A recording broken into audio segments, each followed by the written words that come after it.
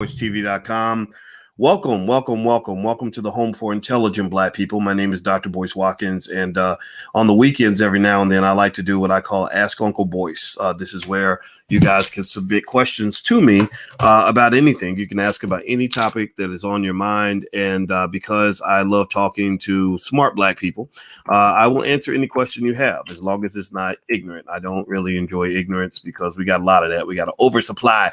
We got an oversupply of ignorant Negroes. Like, they're kind of everywhere, but if you are an intelligent Black person and you have an intelligent question and a respectful, decent question, I will be more than happy to answer your question. So if you have a question that you would like to ask me tonight, put it in the chat and I will see the question. I will answer it. So what's going on?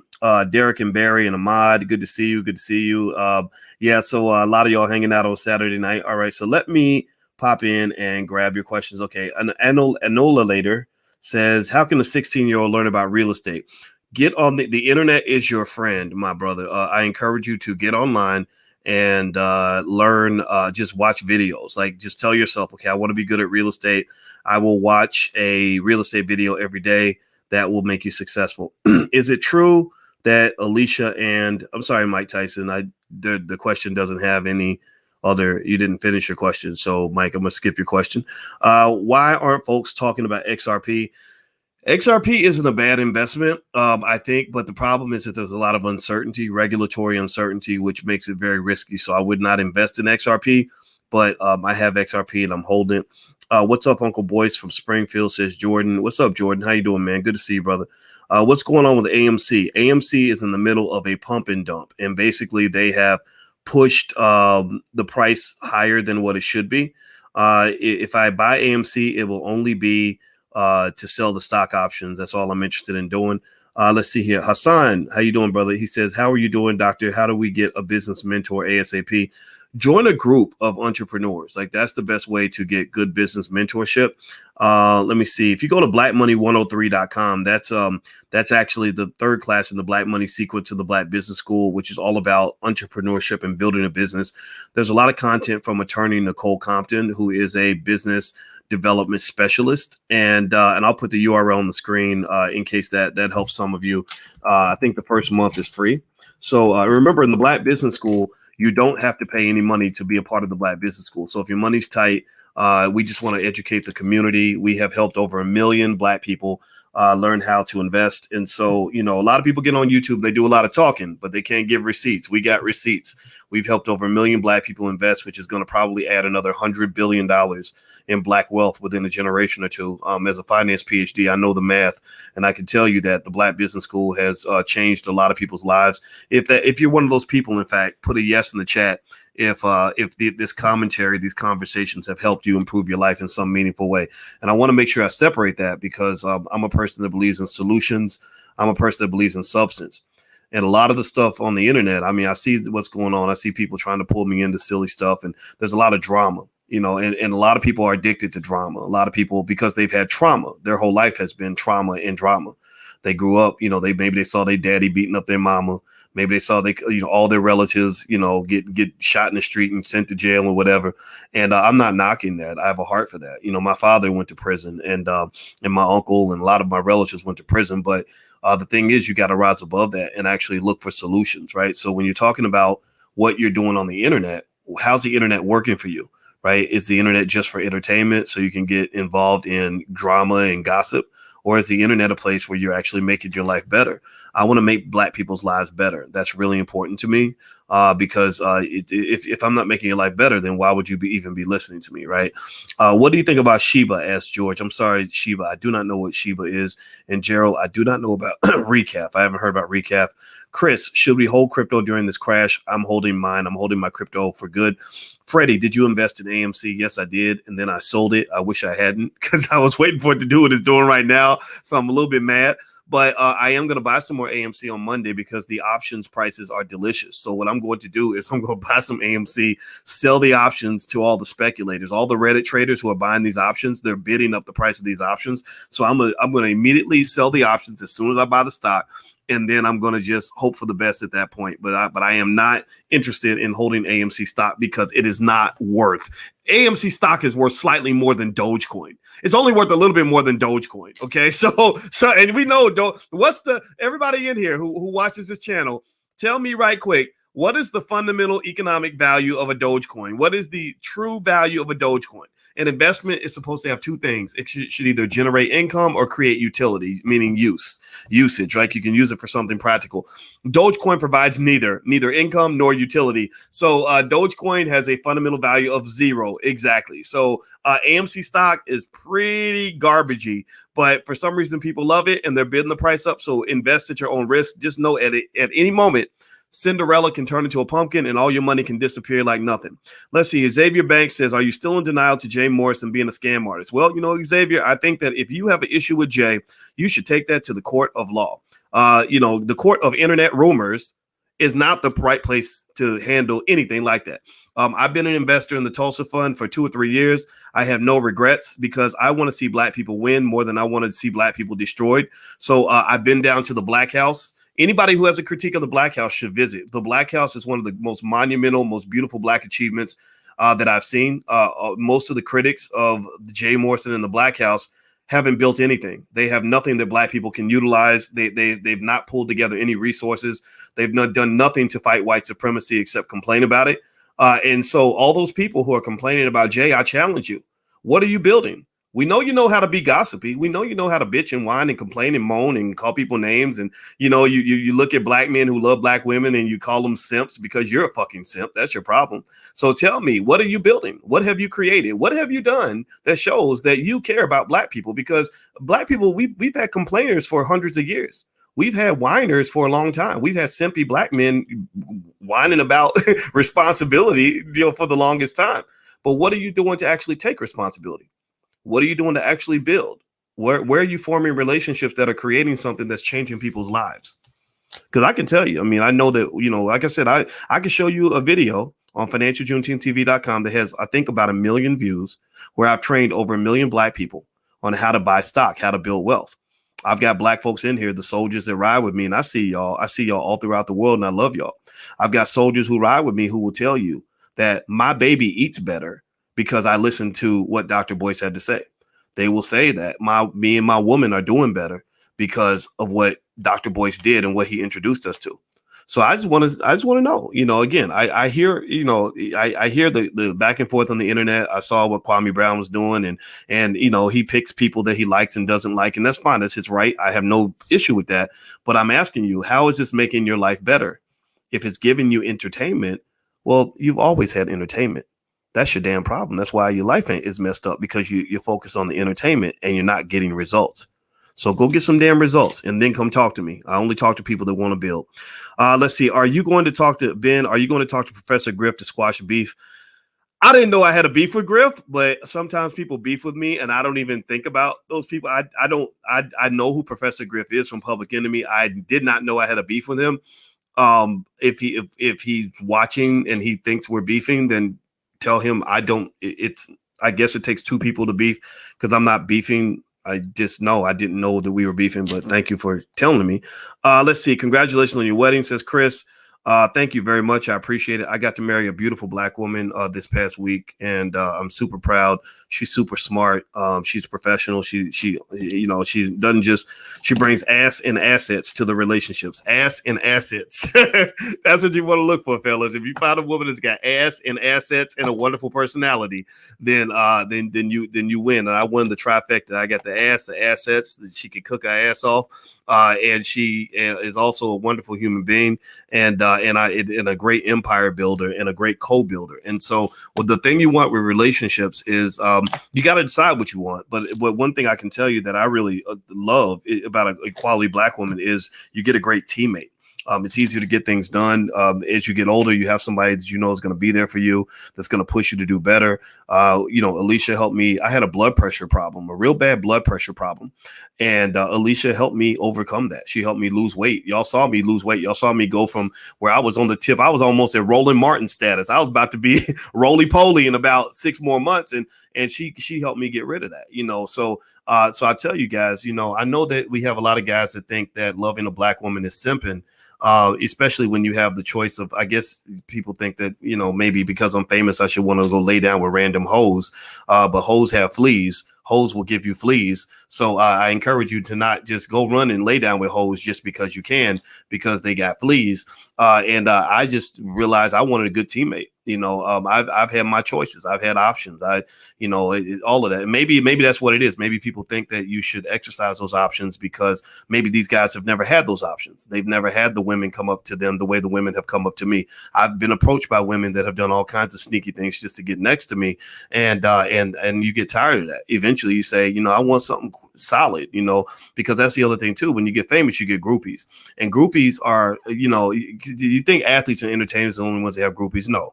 Scholars have groupies. I attract women that are what they call sapiosexuals. Anybody ever heard that term, sapiosexual? Well, sapiosexual is a person who is sexually aroused by a person's intelligence. Well, I may be an asshole sometimes. I may not be the most perfect human being in the world, and white people have hated my guts for many years. But one thing I do not run short on is intellect and brains. I pride myself on being as intelligent as I can possibly be. Even when I'm being stupid, I try to be smarter in every situation. So sometimes you have women that will be attracted to you even more than they're attracted to athletes and entertainers. A lot of women don't like stupid, immature men. A lot of women don't like the fuck boys who want to run around and make babies everywhere and create a messy life. And you got diseases and you broke as hell because you don't spent all your money and you ain't taking care of your damn kids. There are some smart women who are like, no, I'd rather be with a smart guy because a smart guy is going to be there for me. A smart guy is going to solve problems for me. A smart guy is going to protect my children better than a stupid guy, right? So ultimately, shout out to the smart ladies who give men like me a chance, because your community gets so backward where you got women that literally want men who are thugs. I don't know if y'all remember, Lauren London said something really crazy a long time ago that I thought kind of freaked me out, where she literally said she watched the movie Menace to Society and she saw an old dog who was like the craziest guy in the whole movie. He was literally insane. He was killing people at the drop of a hat. And she said that really turned her on. That made her excited that he was killing everybody. And I was like, damn, so I got to be a killer to get a chance to be with a woman like a Lauren London? No thanks. No thanks. So guys, walk past women like that, because those are typically women that don't have good daddies that taught them what a real man looks like. The woman that I married, her dad was a college professor. So she always wanted to be with a college professor. I'm a college professor, so I fit the bill. So that's just, relationships in a nutshell. I can share whatever else you want to know. So feel free to ask me any question about any topic and I will answer that question. All right. So let's see. And I'll entertain a little bit of the drama. I know I've got a lot of people, a lot of haters in the world, and I'll answer some of those questions, but I'm not going to dwell on that because some people come here with ill intentions. Some people come here genuinely because they want to learn. But then some people come in and they just want to create chaos because, again, Willie Lynchism is real. The COINTELPRO is real. Basically, there are people that want to create chaos and confusion and make you dislike and be afraid of people and all this other stuff. And I'm just not, I can see that stuff from a mile away. All right. So let's see here. Malik Shabazz, what's going on, brother? How you doing? Ahmad James, I bought 358 AMC at 835 and sold today at 3250. Shout out to Ahmad. Everybody say congratulations. Big money, Ahmad. Made his money. Good for you, brother. I'm very happy for you. I love it when black people get money really well. Let's see. Fahim says, I have a question. When can you run a boycott on the United States and keep our money in that spot? I don't know what that means. I'm sorry. I wish I could tell you. I don't know. Toy Koi, did you have premarital sex with Alicia? As much as possible, as much as I possibly could. How's married life? Asked Hurt. I love it, man. It's wonderful. It's like it makes you feel different. I don't know. I mean, I don't. Shout out to all the husbands and wives that are in the room, and maybe you can identify with this, but it makes you feel like, look at this. I'm an empire builder. Like I'm part of an institution now. I'm not just dating a girl. This ain't my girlfriend. Like, how stupid does that sound? It sounds a little bit weird. Like when you're 50 and you're like, this is my girlfriend. That's what you say when you're 18. That's what you say when you're 24. When you're 50, you got to change the language a little bit, right? And so I actually like saying that's my wife, and I'm very proud of her. She's super smart and a sweet lady. And and all this other stuff. And thank God she can tolerate some of the craziness where people just speculate, like they'll from a distance, like they'll literally make things up, and it's like it takes time to get used to it. I guess it's par for the course. But just know, like, if you see somebody on the internet talking about our relationship, we don't know these people. We've never shared anything with these people. They're speculating based on their own lives. They're talking about their experience. So when a guy says, oh, he's simping, he must be letting her get over on him. No, that's because your woman got over on you. That's because you got played. Oh, he over getting played. No, that's because you got played. Like, I'm not getting played. I know how to manage my life. I'm a very happy black man. So anyway, moving on. And that's a tip to young people is like, if you want to find success in life, be intelligent and strategic and thoughtful. Don't follow, the examples of some of these people out here, because a lot of these people are just miserable. They're not happy. They're not where they want to be. And that's why they become critical of people that are happy. They become angry that people are happy because they're not happy. Let's see. What are your thoughts on Dogecoin as Blue Words? I'm losing my hope in Dogecoin, to be honest with you.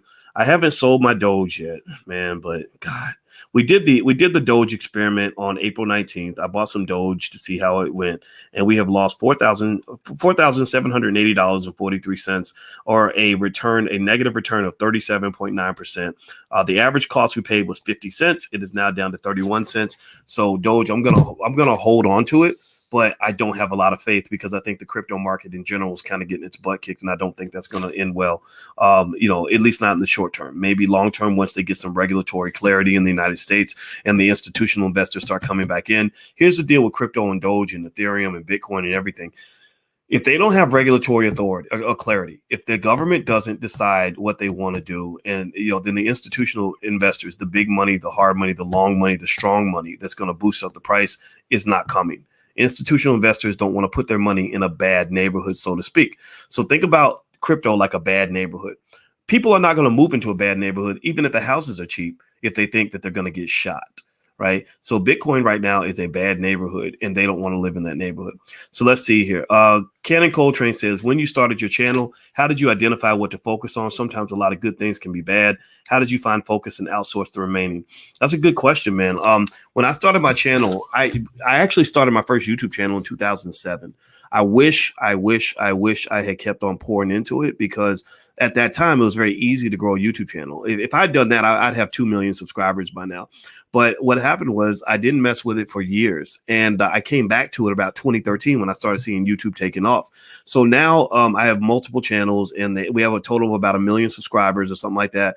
And but the thing is, I wish I'd started sooner, because I would have had more subscribers. In terms of focus, I tend to focus on 3 key areas. Finance, because I have a PhD in it, education, because I have too much of it, and Black social commentary, which probably gets me in trouble a lot, but I'm not a finance professor who happens to be Black. I'm a Black man who happens to be a finance professor. So I'm B1 all day, every day. I don't talk about wealth and money just for fun. I talk about it because that's what Black people need. Black people, they got y'all talking about justice and police brutality and all that. And I'm not saying those things are not important, but those things are all controlled by the money. The police don't go shoot. They don't shoot rich people. They don't, Black or white. They don't. Rich people can afford lawyers. Rich, people that have wealth can own businesses and become homeowners and business owners, and they can come back when when they're being mistreated.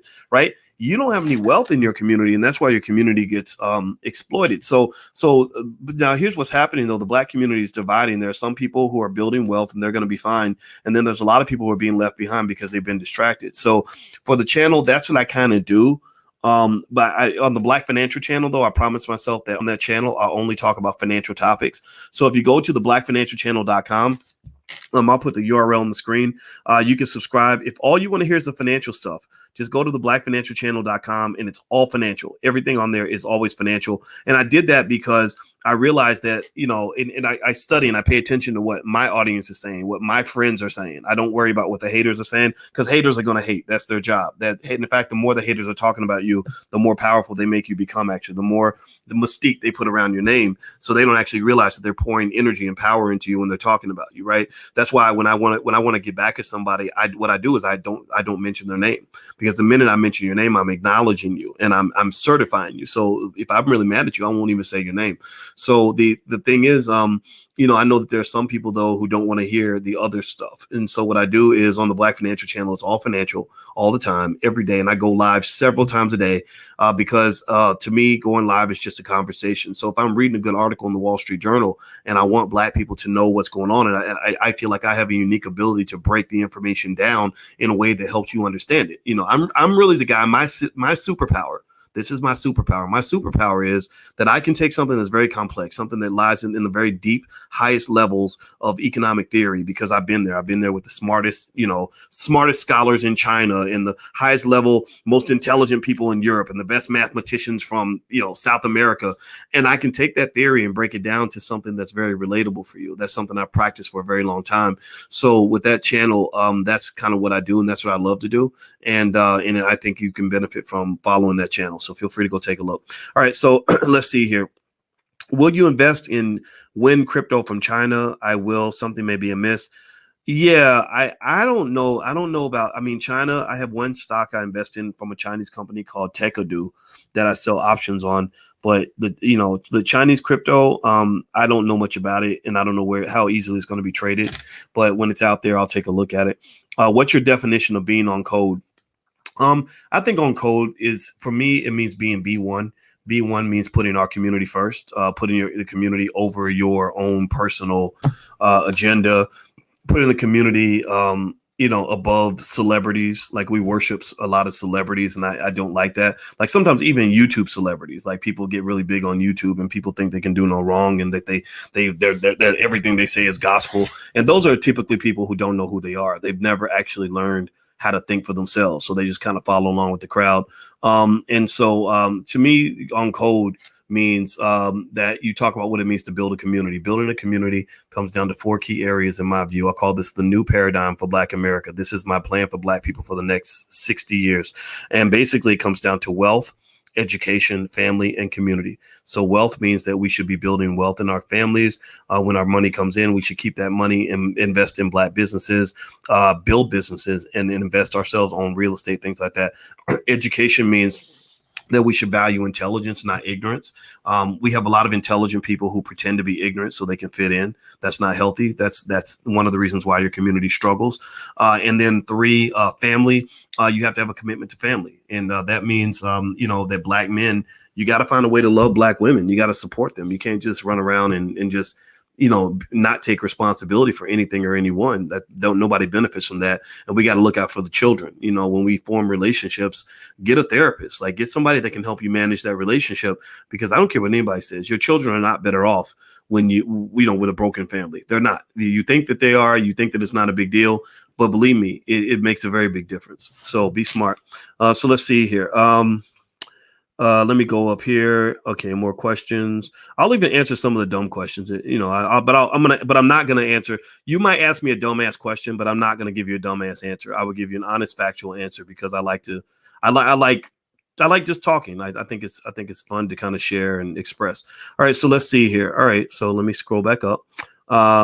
A smart guy is going to be in there for the long run. Yeah. And women generally like security. Yes, I agree. Lamont Jabelo says you're giving women too much credit. No, just Jabelo. If you hang in with those cheap ass, dumb ass women, like, get you some smarter women. There are some quality women out here that really are looking for quality, intelligent men. Like, even dumb women. I know dumb women who like smart men. I think being stupid is generally just a bad trait for a man, period. Because that means, and remember, intelligence is genetic. So ladies, if you have a baby with a dumb guy, your children will be stupid too. So don't, just stay away from those stupid guys.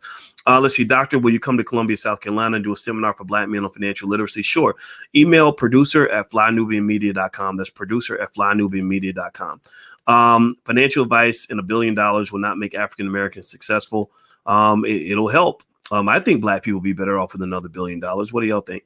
How do I attend a free investment class? You talking about in the Black Business School? Go to theblackbusinessschool.com and talk to one of the specialists. They've got some free stuff you can have. Also, if you sign up at allblackeconomics.com, I actually have a free online course that I email out. Anybody can sign up. Anybody can have access. So it's allblackeconomics.com. So what I'll do is I'm going to put the URL in the chat. Let me see. Here we go. Allblackeconomics.com. You can get a free copy of my book. It Takes a Village to Raise the Bar. It costs you nothing for the book, so feel free to take a look at the book. Opinion on socialism. Okay, so Andy, socialism. I'm not a socialist, but I'm not really a hardcore capitalist. So I think socialism has elements of that are beneficial to humanity.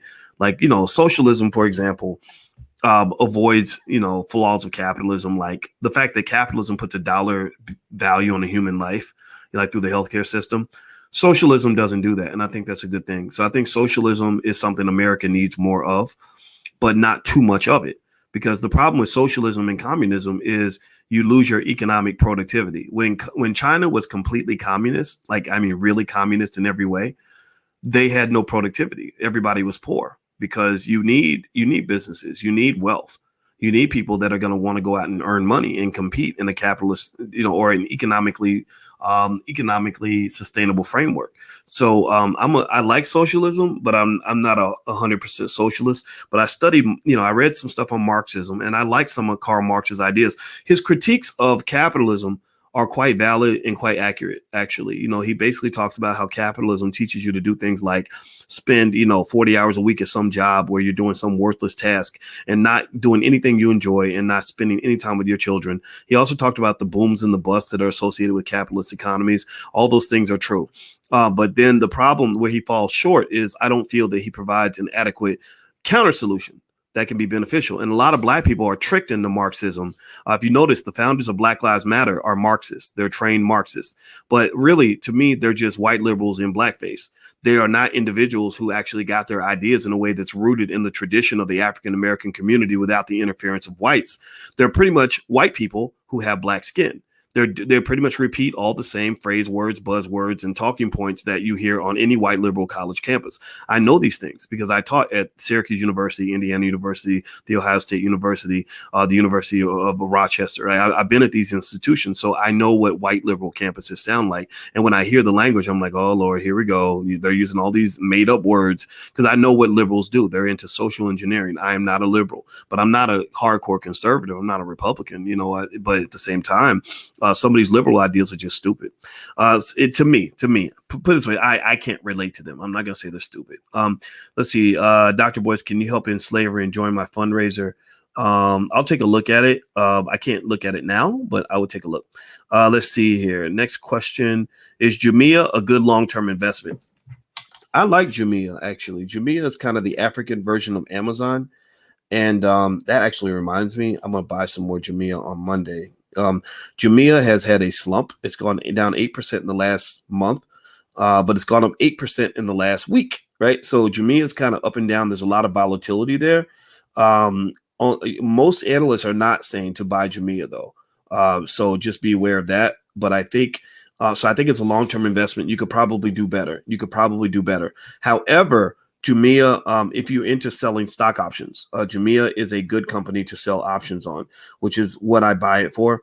And so I'm actually going to buy some shares. I'm actually going to put in my app right now to remind myself to get some on Monday, because the Jumia stock options actually sell at a really good premium. So if you if that's the thing that you're into, maybe take a look at it for that. But that's pretty much it. All right. So let's see. Boyce, everyone not going to marry a college professor, bro. I agree, Ronell. Yeah, everybody. I mean, yeah, it is. I mean, and it's tough. The tough side about marrying a college professor, to be honest with you, is sometimes we as professors think we know everything. And so when Alicia and I are talking, sometimes we get to the point where we start lecturing each other. And our therapist helped us to learn how to communicate in a way that is productive and efficient. So there's like what they call the 4 horsemen of an argument. This is something, I mean, I swear to God, if you want to have a good relationship with the people you care about, because Black people struggle with relationships. That's why you have a hard time building things, because everybody's fighting. Everybody loves roasting. Like even with the Kwami Brown channel, the one critique I would have is it's like, okay, you're roasting a new person every day. At what point, you're even roasting people who were your allies. Like, I was a big supporter of Kwame, and then he's roasting me, and he's talking about Dr. Claude Anderson. I'm like, well, Dr. Claude Anderson is one of my best friends, and he's not happy that you're roasting me. Like, Judge Joe Brown is one of my buddies. He had Joe Brown on today. Why are you roasting people that support you? And so I think that this is something that comes down to relationship management. I personally think that, that if you want to be successful and be black and you want to get out of the doldrums of niggerosity, learn how to form healthy relationships with people. Read books like Success Runs in Our Race by Dr. George Fraser. Shout out to him. He's a great guy, because it tells you how to get along with other people. So the 4 horsemen of an argument, which everybody should look into to learn how to resolve disputes peacefully, so that you don't think that cussing somebody out is the fallback solution to every single problem. The 4 horsemen are, when you argue with another person, you should never have criticism, contempt, defensiveness, and stonewalling. I'm not going to go into it in detail, but I swear to God, I put on everything I love that learning those 4 horsemen has helped me get along with a lot of crazy people in my family. Like seriously, I learned how to listen better. I learned how to acknowledge what they're saying. Like, look, there's little things that he showed us, like that basically, even when you think that something that somebody's saying is a bunch of BS, you should acknowledge it. Like, you got to acknowledge it and let them know that they're heard before they'll ever hear anything you say. Because what happens is, some of you grew up in households where everybody just yells over everybody else, and then nobody gets heard. Nothing happens. What happens is your blood pressure gets elevated. Everybody's pissed off. Everybody's in an emotional state. And studies show that when your mind is in that highly volatile emotional state, you can't hear anything. Somebody can literally tell you that white paper is white, and you still would not believe them. You would still argue, because that's your mindset. You're in an argumentative mind. So watch some of the people on YouTube. If you watch the way they might speak, it's very argumentative. It's very much like, F you, I don't like you, F all of y'all, you ain't shit, you ain't nothing, blah, blah, blah, blah, right? It's that crazy toxic energy that some of us grew up with. That's why a lot of people are, gravitate toward it, because they don't know how to have healthy relationships. And if you look around those people, they don't have alliances that last very long. People like that, they'll be real cool with somebody 1 month, and then next month it's like, oh, well, let me tell you about that motherfucker, he ain't shit, but and that's a pattern. That's a pattern, and you don't want to have that pattern, because people like that are hurt, they're lonely, they're broken, they're sad, they're depressed, but they put on this angry person persona on the front because they just are showing out for the internet. So don't fall into that. Like, form healthy relationships. Learn how to show respect to other people. And I think that's a good way for you to get ahead. Have you heard of crypto Polygon Matic? Mark Cuban just announced he's investing in it. Yeah, Polygon. I did buy some of that, actually. I own a little bit of that. Actually, all my cryptos, if you want to see every crypto I'm invested in, you can actually go to drboycecrypto.com. And you can see a screenshot of all the crypto that I own right now in my Bittrex account. So that's drboycecrypto.com. All right. So let's see here. Ken Coltrane. He's making a donation. So your question's at the top of the pile. So I'm going to definitely answer the questions when y'all donate to the platform. So thank you. If you have $4,500 minus $500 for education on any topic, what are you putting the remaining $4K to change your economic outcome? Asking for a friend. Well, it depends on really what you want to do, but sometimes if you have like a business idea, the fastest flips I've ever seen in terms of people's income going from say $5,000 to $50,000 a month is like if they start a business and it's a solid idea and they're able to get access to people that will buy their product. That's where I've seen people's lives just change like automatically. Lamar Tyler has a group called Traffic Sales and Profit. And in that group, you've got a lot of people in there that are multimillionaires who literally were making like $50,000 a year 2 or 3 years ago. And it's what it is that they came up with a good business concept. They worked with people to help them refine the idea. And then the next thing you know, they were able to get access to people that could buy their product. And before you know it, they're making money. So ultimately, I would, especially if you're young, the best thing a young person can learn is how to start a business. And then also, if you're talking about that long money, that sturdy money, then consistent investing in the stock market is really the way to go. Stock market participation is the number one factor that determines the difference in wealth between middle class and upper class people. That's how rich people get rich. It's the stock market. Let's see here. Trace, my brothers and sisters on the internet fighting give white folks free entertainment. Yeah, sure does.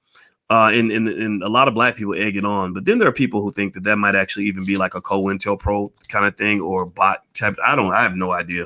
I don't know where all these crazy people come from. It makes no sense to me. Let's see. Mark, Boyce, I know you know Tariq Nasheed. The question is, I think that he's the Ken Burns of Black history documentaries. Ask him why, or if he would do a doc on why and how this reparations works for Blacks. I can ask him. I could talk to him about it. Yeah, you're right. Tariq did Buck Breaking. It's doing extremely well. I'm extremely happy about that. And shout out to Tariq and the fact that he's the Black Steven Spielberg. So God bless him for that. Let's see here. Dr. Ted, could you be my mentor? I'm serious. Well, the way I can mentor is if you come to this channel every day. The reason I do Uncle Boyce and Pastor Boyce and Dr. Boyce, I have the split personality thing going on right now. It's actually kind of fun. Is because I want to be there for you. Like I want to, I really think I have some information and knowledge that can be beneficial to you. I wish I could get to everybody, but unfortunately my personality rubs some people the wrong way because I'm very straightforward. I don't have time for bullshit. I want you to succeed. I feel like white supremacy is a state of emergency that requires you to be the best you can be as fast as you can be.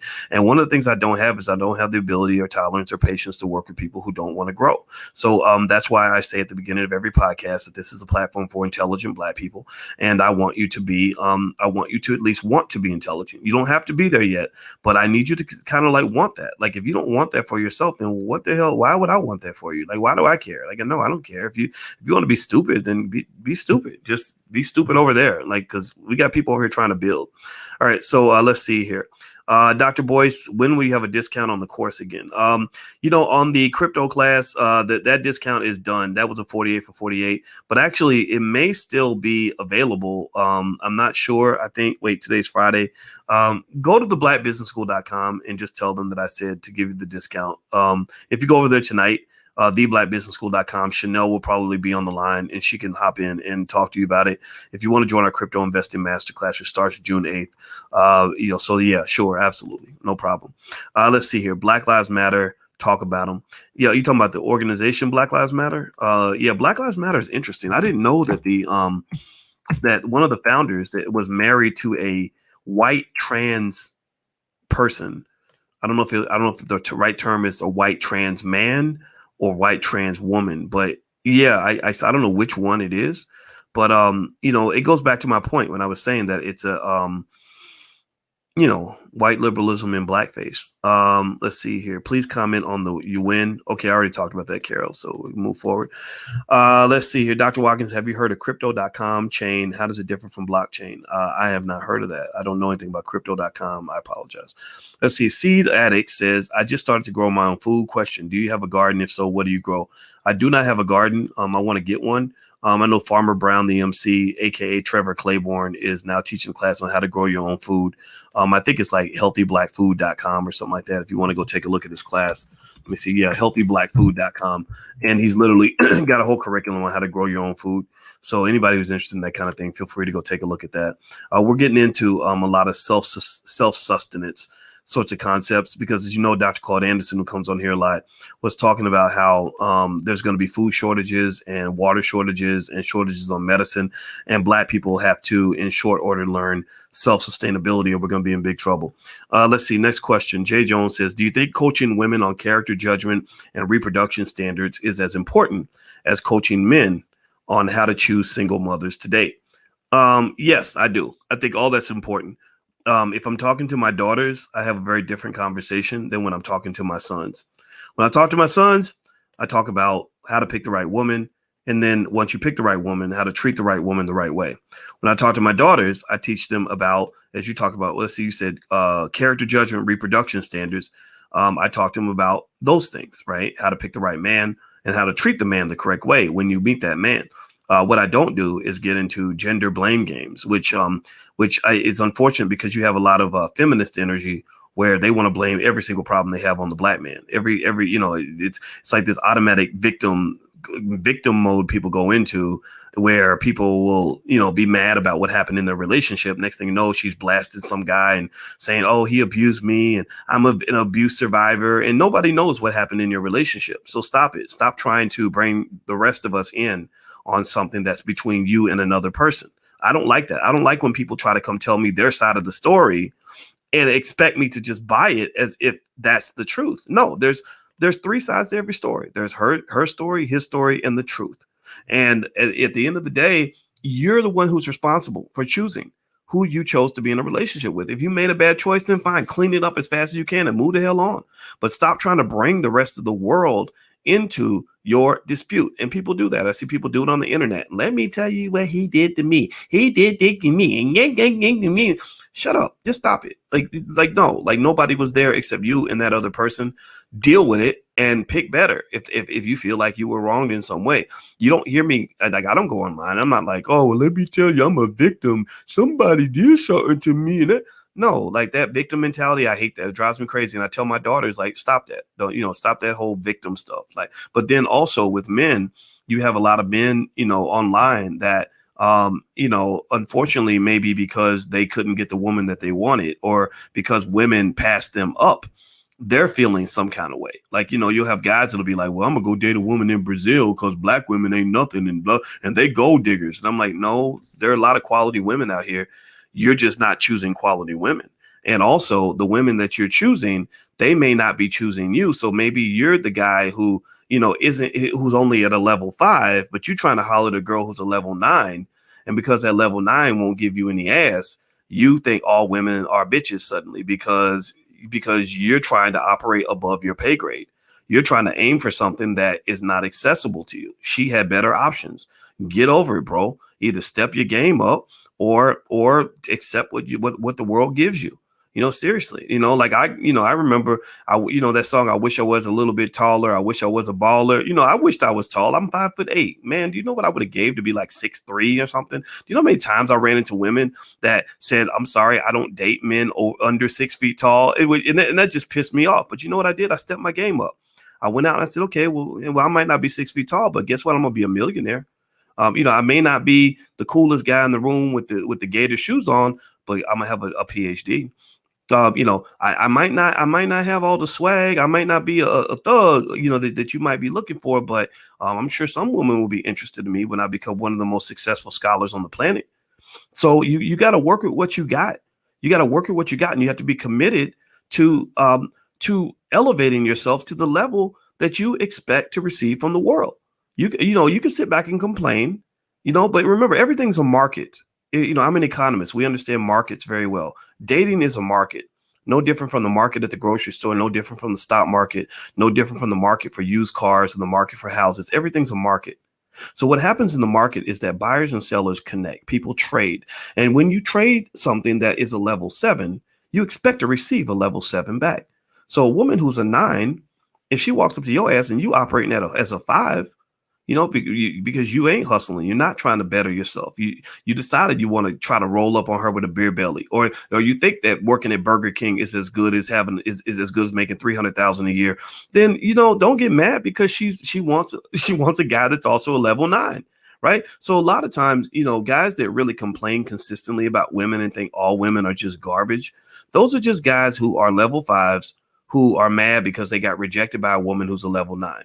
And the women who think that all men ain't shit tend to be women who pick men who ain't shit. And then they think all men are like the men that they chose to date, when the reality is that they probably needed some therapy to address whatever daddy issue caused them to keep picking the same man over and over and over again. You see, so just know, I'm deeply analytical. I think very hard. I think a lot. I think all the time. I don't know all the answers, but I'm always searching for them. And I can just tell you that typically when people spend their whole lives complaining about life and constantly claiming that they're always being victimized by somebody else, those are people who've never really understood how to form an appropriate and a healthy balance with the universe. You are out of balance. You're like the person with the GED who wants to work 5 hours a week, who's pissed off because no one will pay you $3,000 an hour. How the fuck do you think that you can have a GED and work 5 hours a week and get $3,000 an hour? What qualifies you to think that that's even a realistic expectation? So a lot of people are not happy in their relationships because their expectations are not realistic. They're either not raising their game. If you're a 5, you want a 9, then you either need to find a way to make yourself a 9 so you can get a 9, or you need to go get yourself a 5 so that there's balance. If you're constantly getting rejected, it's because you're probably a 5 and you're aiming for a bunch of 9s, and the 9s are all rejecting you, which leads you to think that all men ain't shit or all women are hoes, right? Or bitches, right? Seriously. So be realistic. Take some responsibility. I mean, so many people. I think that we live in this world where people don't want to take accountability for their lives. It's the craziest thing in the world. I'm not a fan of that, but I'm old school with it. So that's just what it is. Let's see. Okay, let me keep going. All right. So let's see. I bought at 10 cents and it's now $2. Okay. I don't know what it sounds like you're talking about a cryptocurrency, Jordan. Team of Glory, life insurance course class, please. More info. That's a good idea. Let me write that down. So life insurance. I'm going to write that down at the top of my folder because I think that's a great idea. Let's see here. Interesting way to look at it. She fine. You got you one, Boyce. Yeah, I think Alicia's gorgeous. And my God, she was the prettiest woman I saw the whole time I was at Indiana University. Oh, my God. Amadi, don't let the goofies get to you. Don't worry, they haven't. I think I've gotten to them. That's why they talk about me so much. Truth Bearer, I wish you the best, Boyce, in your marriage, even if I wouldn't have made that decision. Yeah, that's a good point, Truth Bearer. Don't think that you don't have the right to make the decision you want to make. I used to get a lot of flack because I wouldn't get married. You know, when I was in my 30s, I was making plenty of money, and I was able to, you know, I met some women, and I was happily living my life. I was building. I was an entrepreneur. I was very happy, and I said, you know, any woman I choose to marry has to show me that she's not going to ruin the happiness that I have. So I was very careful. And I had people telling me, oh, you're 36, you should be married by now. You're 34, you should be married by now. And my response to those people was like, no, this is my life. This is not your life. So I agree with you 100%. I think you should make decisions that fit what you want to do with your life. Don't let anybody pressure you into doing something that isn't going to make you happy. But at the same time, don't allow peer pressure to push you to do things that are going to be unhealthy for you.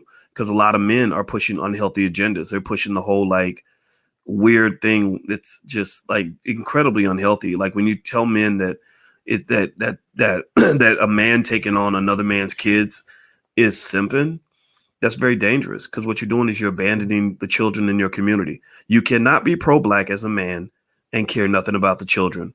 Imagine if every football coach in America, think about how many of you brothers had a football coach or a community activist who took a role in your life, who stepped in maybe when your father couldn't step in, or who was a supplement to your life and gave you guidance and wisdom that helped you in life. Imagine if every football coach in the country said, man, fuck them little kids. I ain't think about them kids, man. I'm going to go get me some hoes and some liquor and some weed. And I'm just going to kick it. Because that's simping. That's simping. Trying to hate that. What would I look like taking care of somebody else's kids? Like, think about how many millions of kids will be heartbroken over that. You know, and that's something that's personal to me because I didn't have a daddy. You know, when my daddy met me, I had no father. And my father, the man who became my father, stepped in and he gave me guidance that was invaluable for my life. He made a huge contribution to society. He was 22 years old. He could have had 1,000 girlfriends. You know, he was very handsome. There was no reason for him to come home every day and be taking care of another man's child, but he did it, you know, and as a result, without that man, I wouldn't be talking to you right now. Think about how many millions of people I've impacted with the messages that I've shared. I've probably done 10,000 YouTube videos. I'm sure 10,000. And I do these videos because this is my archive. This is my legacy. This is going to be around long after I'm gone. So there's some kid in the year 2150 who's listening to this message right now. So think about this. Without him, I wouldn't have talked to all these people.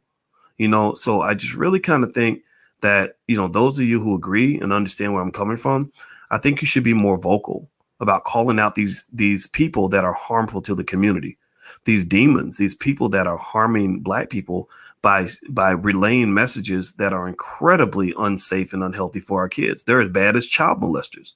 Seriously, like, you know, so I encourage you, be outspoken about that. Like, at the very least, when you see somebody who's not taking care of his own children, say something to him like, hey, you know, like, that's not cool. You can't be pro-Black and ignoring your damn kids. You can't be pro-Black and disrespecting the Black women. You know, you ain't got to marry everybody. You ain't got to do what people tell you to do, but at least be respectful. So that's something I think that's where we have to draw a line in the sand, because if you cannot rebuild your family, your community will never prosper. There won't be a Black community if there are no Black families. If Black men and Black women don't learn how to find a way to get along, your community will perish because everybody's going to be doing interracial dating in a generation. So anyway, let me keep going. All right, so let's see here. The Black Lives Matter founder stepped down and ran with the money. Yeah, man, I thought I saw that. That was crazy, Daniel. Let's see here. How do I attend to free? Okay, you're already V the Queen. T Queen keeps asking that question. So should dumb people marry other dumb people? As Rafar. That's what I was talking about. How intelligence is genetic. Well, I'll leave that to them. I guess if you're dumb, you want to marry a smart person so it can improve your gene pool. But if you're smart, I encourage you, like, be careful because you marry. I'm serious. Like, look it up. Intelligence is genetic. Cousin Mimi, congratulations on your marriage. I admire the way y'all love each other. Well, we admire you and we love you too. Thank you, Mimi. Let's see here. Unwilling Vegan, what's the best platform to buy crypto? I like Coinbase because it's simple. I also use Bittrex. Let's see. Boyce, will you interview Ice Cube and will Biden look at this plan for Black America? Ask Calvin. I have not heard from Cube for a while, but if he ever wants to come on, if Cube sends me a text and says he wants to come on, I'll bring him in. I don't really look for people to interview. Like, I don't go seek out people and say, hey, will you come on my channel? I just allow people in if I feel like they can add some value, right? So, because I'm more of an introvert. I don't really reach out to people like that. I'd rather just talk to you guys. I'm not really thinking about celebrities and NBA players and NFL stars and movie stars and all that. Honestly, those people, most of them aren't really successful. They were just propped up by white people, but you think they're successful because white people co-signed on them. So that's not impressive to me. The people that really impress me are people like Sharif Abdul-Malik, who built WeBuyBlack.com, because Sharif is B1 and he's building something and he didn't get help from white people. Or Lamar Tyler, who built Traffic Sales and Profit, a multi-million-dollar business, without any help from white people. He built Black and Married with Kids. He went and talked about how much he loved his wife and how to build a strong Black family. He did that without any help from white people. But a guy who's, playing professional sports or rapping for a living, you wouldn't be where you are without white people. So you probably don't even have the strength to actually truly build in a way that is authentically Black. You don't even know what that looks like. You don't know what it's like to try to build when you've been literally blackballed from white America, without any help from white people. So, I think that's that's kind of the higher level type of Blackness that I pay attention to. And I don't think most people even get that, because a lot of people just admire Black people because they're on TV. But the white man owns the whole TV set. Let's see here. Boyce, you talked about Kwami and didn't know him. Yeah, I was trying to help the brother out.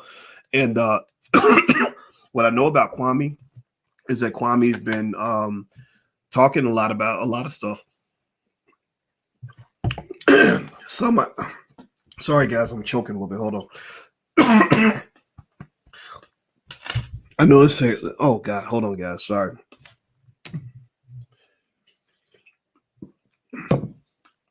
Whew. I know something's in my chest. So with Kwami, I think that people's reaction to what I said about Kwami isn't driven by any legitimate proof that I was trying to attack him. People's reaction to Kwami is reaction to my statement about Kwami is being driven by Kwame's reaction to my statement about Kwami. If Kwami had done his research, he would know that, I'm very close to Dr. Claude Anderson and Judge Joe Brown and a lot of the people that he admires. He would also know that many of the same people that he critiqued in his videos are people that I've been critiquing for the last 5 years. So when he interpreted me as being one of the big people from the establishment that was coming to take him down, I interpreted that as a general paranoia that comes from the frustration he's experienced from people being very mean to him over the years. So when people came to me and they were mad at me about what I said about Kwami, there was nothing to be mad about. I just believe that a lot of people, they just take their cue. Like somebody says, he's a bad person. So people will come to your channel and say, you're a bad person, right? When really they got it from somebody else. Like a lot of Black folks do that real interesting hero worship. And critical thinkers are not that common, like people don't sort of say, well, maybe he was trying to say something different. Right. And so, if I could probably not do the video, I probably would take it back. I still stand by what I said. And I told you, I know he agreed with what I said, because I said, basically, if you put the N word in the title of your video, they're going to take down your channel, because a white guy can't do that. So you probably shouldn't do that. if a white guy were to do that, then we'd be we'd be in an uproar. And a lot of people are watching his channel. So it was not intended to be harmful, but it was seen that way. And I can tell you that after I saw some of the reactions, I was kind of disappointed because I think that there was unnecessary fraction or in division.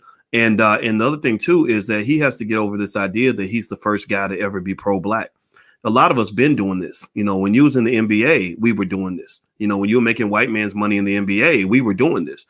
We didn't make 30 million, 40 million, $80 million playing basketball. We were doing this. We were building independently on our own, and B1 all the time. We didn't become B1 last week. So I think that if I'm in his position, and I'm not telling him what to do, he can do whatever he wants, but you got to figure out who are your allies, and if you pick the wrong allies, because I see, if you're picking the wrong allies, some of these people, I've worked with them, and I know some of the people that he's cozying up with.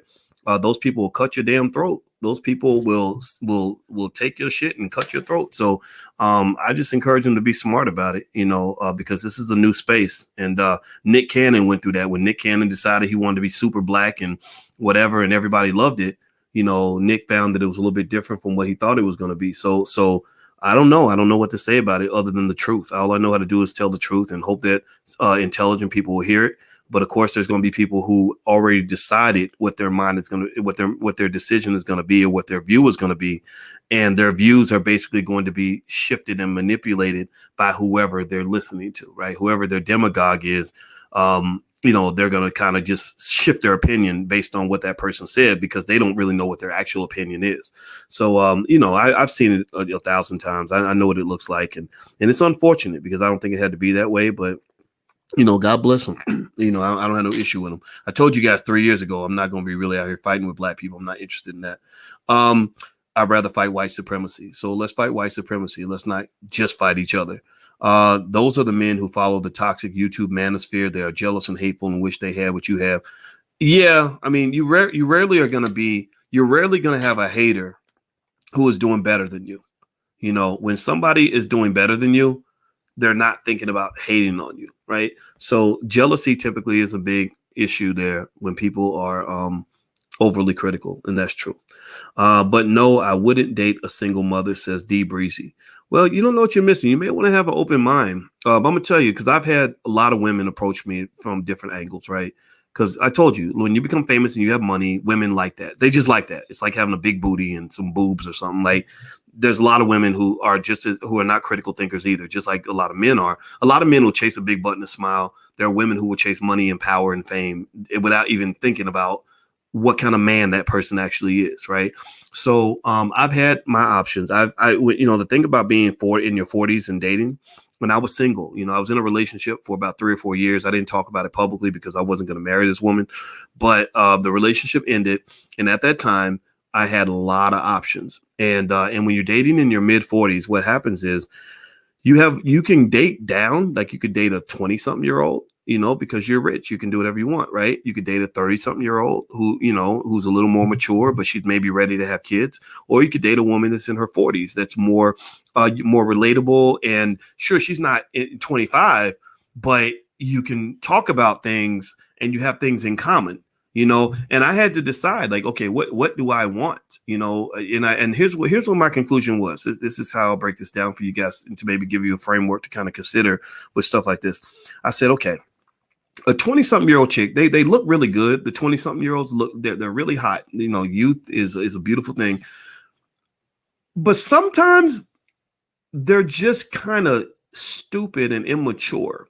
Not stupid people, but just kind of like I was stupid in my 20s compared to where I am now. Seriously. I mean, I literally have probably 3 times more information in my brain right now than I had, but even when I was 33, right? So, it's really hard for a guy that has a lot of education. What do I look like? Like I think deeper than most 60-year-olds, most 70-year-olds, right? So what do I look like trying to find a way to relate to some 23-year-old woman where I got to talk to her like we're equals? We're not equals. You're 23. I'm in my 40s. No, yeah, you look really sexy, but when you open your mouth, I start to remember that you were born in 1998, right? So that wasn't appealing to me. That was like, that's kind of fun for like maybe if you want to have a fling, but it's not something you don't marry a woman like that, right? So then I did meet a woman that was awesome who was in her 30s. And I thought, okay, she's about 32, 33. We could still have kids and all that. And that was a great option. And but then here's the thing, right? Like I met a couple of really beautiful Black women in their 40s. And the beauty, a lot of guys sleep on this, but women, when they get like around 40, a lot of them, first of all, a lot of them still look good because Black don't crack. And these women were bad. I'm talking about, that other woman was as pretty as Alicia. I'm not gonna lie. I love Alicia. She's great. But this other woman was pretty attractive.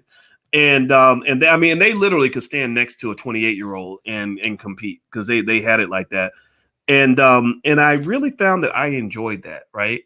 Because at the stage that I'm at now, I'm not just thinking as much with my penis. It's like I really want to connect with you. Like I want to sit next to you and really have a thorough, deep conversation and have us be able to relate to each other on multiple levels. So that might mean that if I have a really deep thought, I want you to be able to process that. I don't want you to start talking about fucking cheeseburgers and, world star hip hop, every time I try to explain the meaning of life or what I think the meaning of life might be. Right. So being with a college professor was a great fit in that regard. And also, it's like when you're the same age, you could talk about things and they know what you're talking about. Like if you're talking to a woman that's 15, 20 years younger than you about something that happened in the 80s, like I remember when Michael Jackson came out and everybody was wearing Thriller jackets and blah, blah, blah, blah.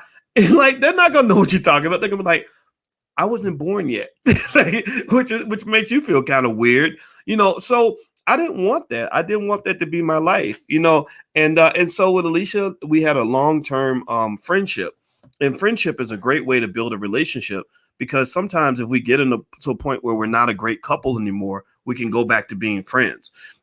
And I can't underemphasize that. A lot of people I notice people are real caught up in the superficial, like what you look like. And this is probably where I'm not in the Kevin Samuels camp, is that what I've heard, I don't watch a lot of his videos, honestly, but from what I heard, there's a lot of conversation about being rated, like on a scale of 1 to 10.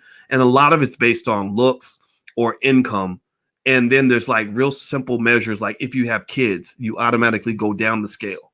Or if you have a little extra weight, you go down the scale. And or if you make a little less money, you go down the scale. And I really want to encourage the smart people in the room to go a little deeper than that, right? Because I can tell you, I've had times where I had two options between two women. One was perfectly gorgeous, checked off all the boxes, would probably be a 10 on a Kevin Samuel scale, but I wanted another woman because there was another layer of depth in that interaction that I really appreciated. So I personally think that anybody who wants to go up the scale, you can go up the scale in ways that go deeper than just how much money you have or what you look like. It doesn't mean those things don't matter. Looks do matter. Height matters, money matters, all those things matter.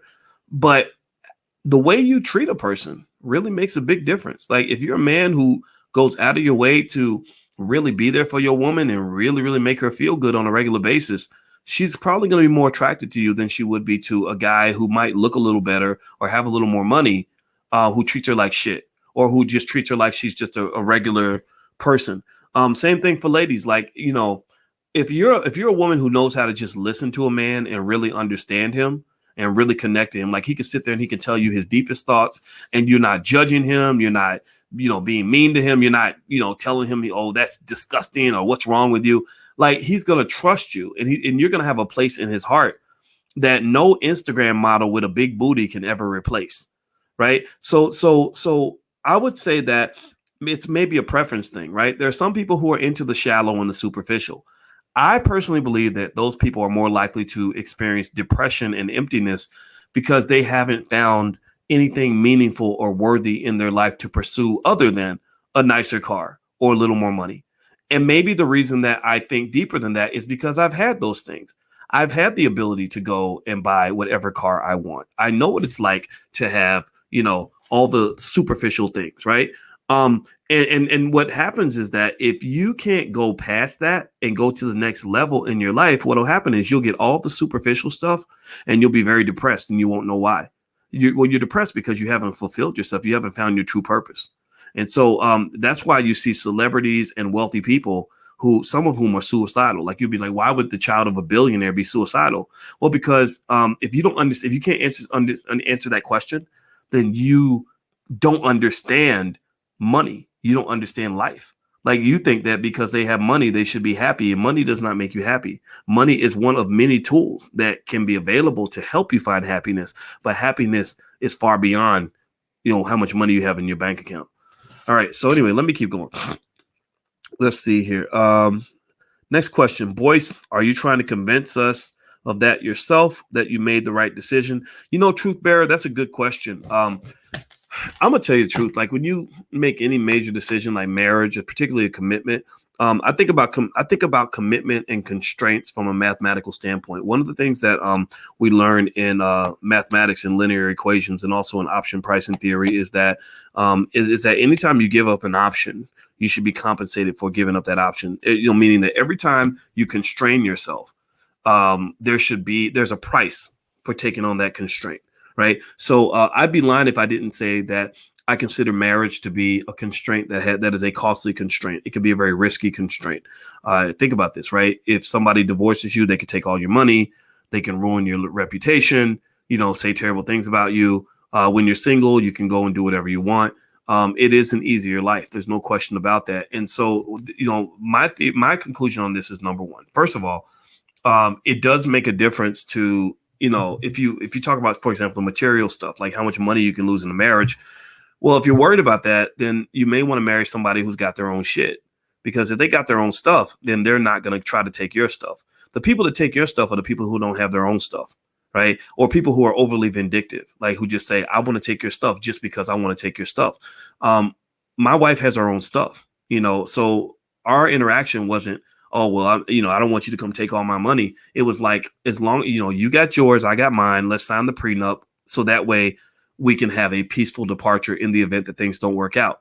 And in fact, this is a general piece of advice for men as well. If you, or anybody, really, men and women, actually, when you talk about dating, if you date somebody, you start sleeping with somebody, I think that one of the reasons people end up in bad situations is because they don't understand how serious it is for you to lay down and have sex with somebody. Culture teaches you that sex is not a big deal, that you should just go put your penis into anything that moves, or that your vagina should just be opened up anytime you get horny. And I've seen a lot of people's lives get messed up that way, not just from diseases and things like that, but also just bringing bad energy into your life. There's a lot of crazy people out here who will start to think that they own you because they slept with you, and the next thing you know, you got a stalker, or you got somebody trying to get you fired from your job, or you got somebody trying to beat you up in child support court, or baby's mama who won't let you see the kids because she's mad because you're dating another girl. And so, one of the things I would say, one of the rules I've always applied is, typically, if I decided I was going to be intimate with a woman, I always made sure I took time to vet that woman and to make sure that she was also a person who had something to lose, like me. Because if you've got something to lose and I've got something to lose, then we're not going to mess with each other, because you just want to make sure I'm not going to hurt you, and I just want to make sure you're not going to hurt me, right? But if I was like some rich guy who was laying down with women who were dirt poor, who had nothing going on in their lives except unhappiness, depressed, on medication, crazy, whatever, got a bipolar disorder or whatever. Well, you make that person happy one minute and they're on cloud nine. And then the minute you decide you want to move on, then suddenly it's a nightmare for them. They start to go into terrorist mode. And next thing you know, she's on the internet telling all your business, or she's out trying to cut your throat, or she's trying to disrupt your family or whatever. Right. And I've run into that. Not so much from a romantic standpoint, but from a business standpoint. I can name a person I worked with. Y'all, some of y'all might know who it is. I'm sure somebody will say the person's name in the chat. I don't really like to talk about it, but this person was really, really happy with me when I was supporting what she was doing. And the minute I said, no, thank you, I'm not interested anymore, she's literally been belligerent and angry. And what the deal is that this person's not angry at me. The person's angry at life. It's like some people are not, when go crazy on you, they're not really going crazy on you. They're mad at their father because their father wasn't there for them when they were a kid, or they're mad at society because they feel like they've always gotten a raw deal, or they're just mad at everything because their life is sad and depressing. So people that kind of do that, you got to kind of know how to look out for that. And I like to think I'm able to spot that when I see it, but unfortunately in the Black community, there is so much trauma, so much fatherlessness alone, that alone creates a lot of crazy people. And so as a result, it's just out there. Right. So no, I don't think even for men who can go out and just sleep with a lot of different women, I encourage you to really think that through. Like, is that orgasm really worth your life? Like, is that orgasm really worth your reputation, worth your career, worth all your money? Ask yourself that question. These are questions that Black men are not encouraged to ask themselves and ask each other, because you got rappers that are marketed by white people who tell you to go dip your penis into any toxic waste dump within a 100-mile radius. So next thing you know, you got acid coming out of your dick because you decided that you got to go sleep with every big booty stripper within a 100-mile radius. Well, let me just tell you a secret. When you finally achieve the things that we talk about, like I'm teaching you guys the secrets to the universe. When we talk about making money, money is the easiest way to have access to all the vagina that you want.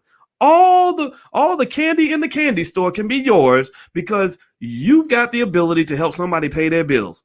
And I can just tell you that there's a lot of bad situations you can put yourself into. And so if you never learn any form of discernment, never learn any form of discipline, you will get hemmed up in no time flat.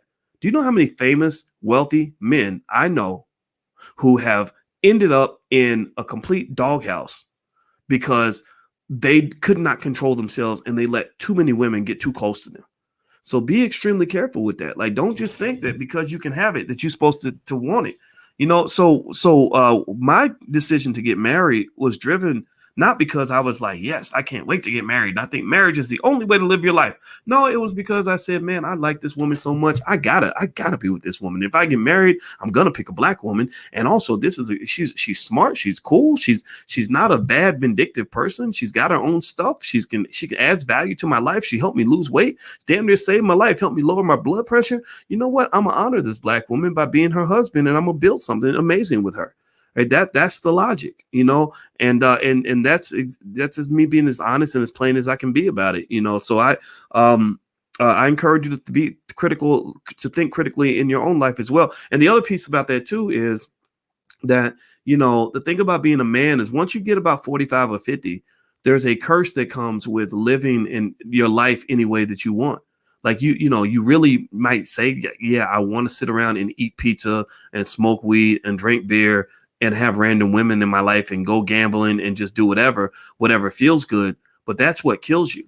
That's why these rappers are dying at 40, 50 years old, because they have been allowed to live a gluttonous lifestyle that has killed them, has put them in a grave at an early age. And so one of the benefits of marriage is they say that married men live longer. Why is that? Well, because your wife ain't letting you eat any kind of bullshit you want to shove down your throat.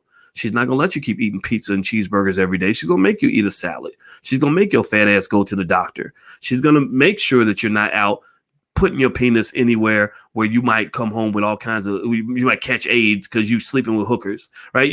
So really that discipline that women add to your life, a good woman, not all women, a good woman will add to your life, that will keep you alive longer, and that really fits into the core of success in family and community, because what you're talking about is the battle against instant gratification versus delayed gratification, right? In fact, one of the measuring sticks of a culture, when they study which cultures are most successful, they find the most successful cultures are cultures that breed a sense of delayed gratification, that teach young people that just because you can have it don't mean you need to go get it. You need to have some discipline. And African Americans are not taught discipline in many cases. I'm not going to say all the time, but in general, if you look at the culture, like watch how rappers, rap about their lives. It's gluttonous. It's like money and women and jewelry and killing and fucking and like just just whatever. And that's why these guys are dying like at a really fast rate. So I don't want to die. I want to live. So let's keep going. Let's see here. Thank you, David Williamson. I see your comment. Tina James says, you're telling the truth. When you get older and dating, it's like girlfriend. That's for teenagers. Yeah, I'm not a fan of the term girl. I'm not going to have a girlfriend when I'm 50. No. Maybe she'd be my life partner or something if I chose not to get married, but yeah, but I'm glad to say that's my wife. Are you familiar with VeChain? Yes, I am, David, and I did buy some. Truth Bearer, I'm not going to knock black marriage. It's hypocritical to knock black marriage and complain about single parent homes. Yeah. I think that if you are complaining about the way women are raising kids, you can't have that conversation without saying, what's going on with dad? Where's daddy at? Why the daddy ain't part of that, right?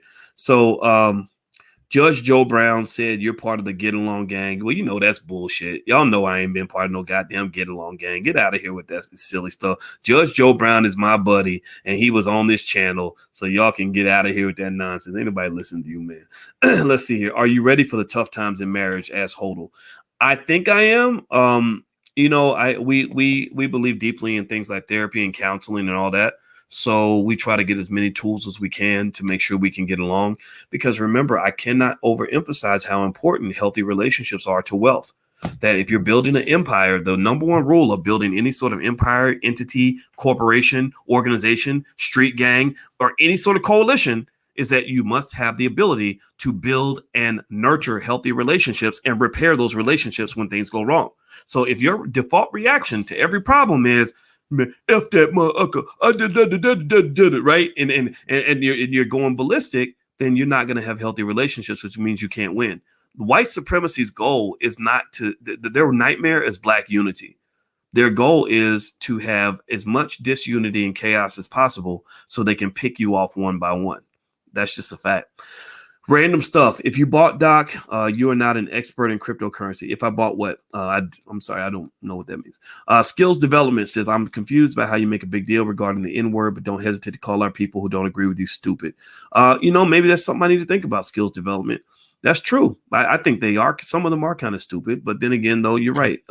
Maybe stupid people need help, too. I'm not that guy, though. I'm not the guy that I'm here for the people that want to be smarter. It's OK to not be that smart. Like, that's not the crime. The crime is when you are a dumbass and you think you know everything. Like, that's, like ignorance is OK. We all start off ignorant. But when you're ignorant and you have arrogance, and arrogance makes you think that you are smarter than you are and that you know more than what you do, and you'll argue with a person that has more knowledge than you, then that makes you a dumbass. And I don't have room for people like that. That's not interesting to me. Thank you, Felix, for your donation. I appreciate that. Afrique says Doge is long term. Okay, well, let's see how that plays out. Ronnie, hey, Doc, do you think that it's smart to start investing in my own without taking your classes, or should I hire a broker? You can start investing on your own. I would look at something like a like an S&P 500 ETF, something diversified, simple. If you go on Acorns, for example, Acorns makes it as easy as possible to invest. Like, you literally don't even have to pick your stocks. They pick them for you, and they pick very well. So I would look at something like that. I think that's a good way to get started. Just whatever you do, get started now and do something consistent. Let's see. Hassan says, when are you and the wife going to write a book on black psychology and money? The book I'm working on right now, she's working on a book on how to manage, how to communicate with your partner, because she's a relationship therapist. My book is called The 10 Commandments of Black Economic Power. And this book is one that I've been working on for about a year, and it focuses on all of the rules that you must follow to be on code to build strong, healthy economic entities and empires, right? So that means that if you have children, or if you have a partner, a spouse, or you have friends that you want to build with, there are ways that you operate where you stay on code with the common objective that will allow you to be successful. And that requires long-term thinking. It requires relationship repair. You cannot have people in there that are stealing from other members of the coalition. You can't have people that are taking and not giving back. There's a whole way of thinking that empire building families use. And a lot of our people don't think that way. And that's why you see black people scrambling. Let's see. It's scrambling economically. Like strugglenomics is real. It's kind of everywhere. And the myth that they teach you is that this is inevitable. They say, well, it's just because you're black. It's like how they tell you that heart disease just runs in your family. That's why everybody dies from a stroke. It ain't nothing you can do about it. But don't nobody ever question the sacredness of grandma's greasy ass Sunday dinners that have been killing family members for the last 50 years, right? You don't question that. You don't talk about that. You don't talk about obesity and diabetes and eating sugary, fatty food. Ain't nobody gonna challenge that. They just say, well, it's because we black and heart disease, it just runs in our family. Ain't nothing we can do about it. You got to kill that victim mentality. Sorry, guys, hold on. That victim mentality is not one for empowered black people. And also, you got to stop watching that white media. That white media feeds you that victim mentality. They help you. They put you in a position where you're trained to wait for a white superhero. And then they should come along and they say, oh, we've got your solution. You know, you need money? We'll give you a job. Come work for us. You need some power? Well, why don't you vote for our politician? You want more education? Well, send your kids to our schools. I don't believe in any of that. That's not how you can become successful if you're black. And the more that they train you to be a victim, the more power they ultimately have. That's how, but they do that to the American people in general. They did that during the pandemic. They got everybody scared to death. It got everybody thinking that there was nothing they could do on their own so that they could then take control and do whatever the hell they wanted. It's a game. It's a game. D Breezy, I don't think you'd be doing better just because you started a little later. Almost everyone from back then fell off. Oh, you're talking about YouTube. Yeah, you could be right. You could be right. Truth Bearer says, crazy how Kwami has more subscribers than Boyce now after just 2 weeks. Yeah, he's an NBA player. I mean, you talk about the Get Along gang. I mean, you know, he was part of a white supremacist organization called the NBA. Like, that's how he got famous. So yeah, I mean, he's good. I mean, he's good at the roasting thing and all that stuff. And I think it's cool. And fortunately, I don't really care about who has the most subscribers one way or the other. I kind of don't really aim for the whole black community anyway. I only aim for about 10%.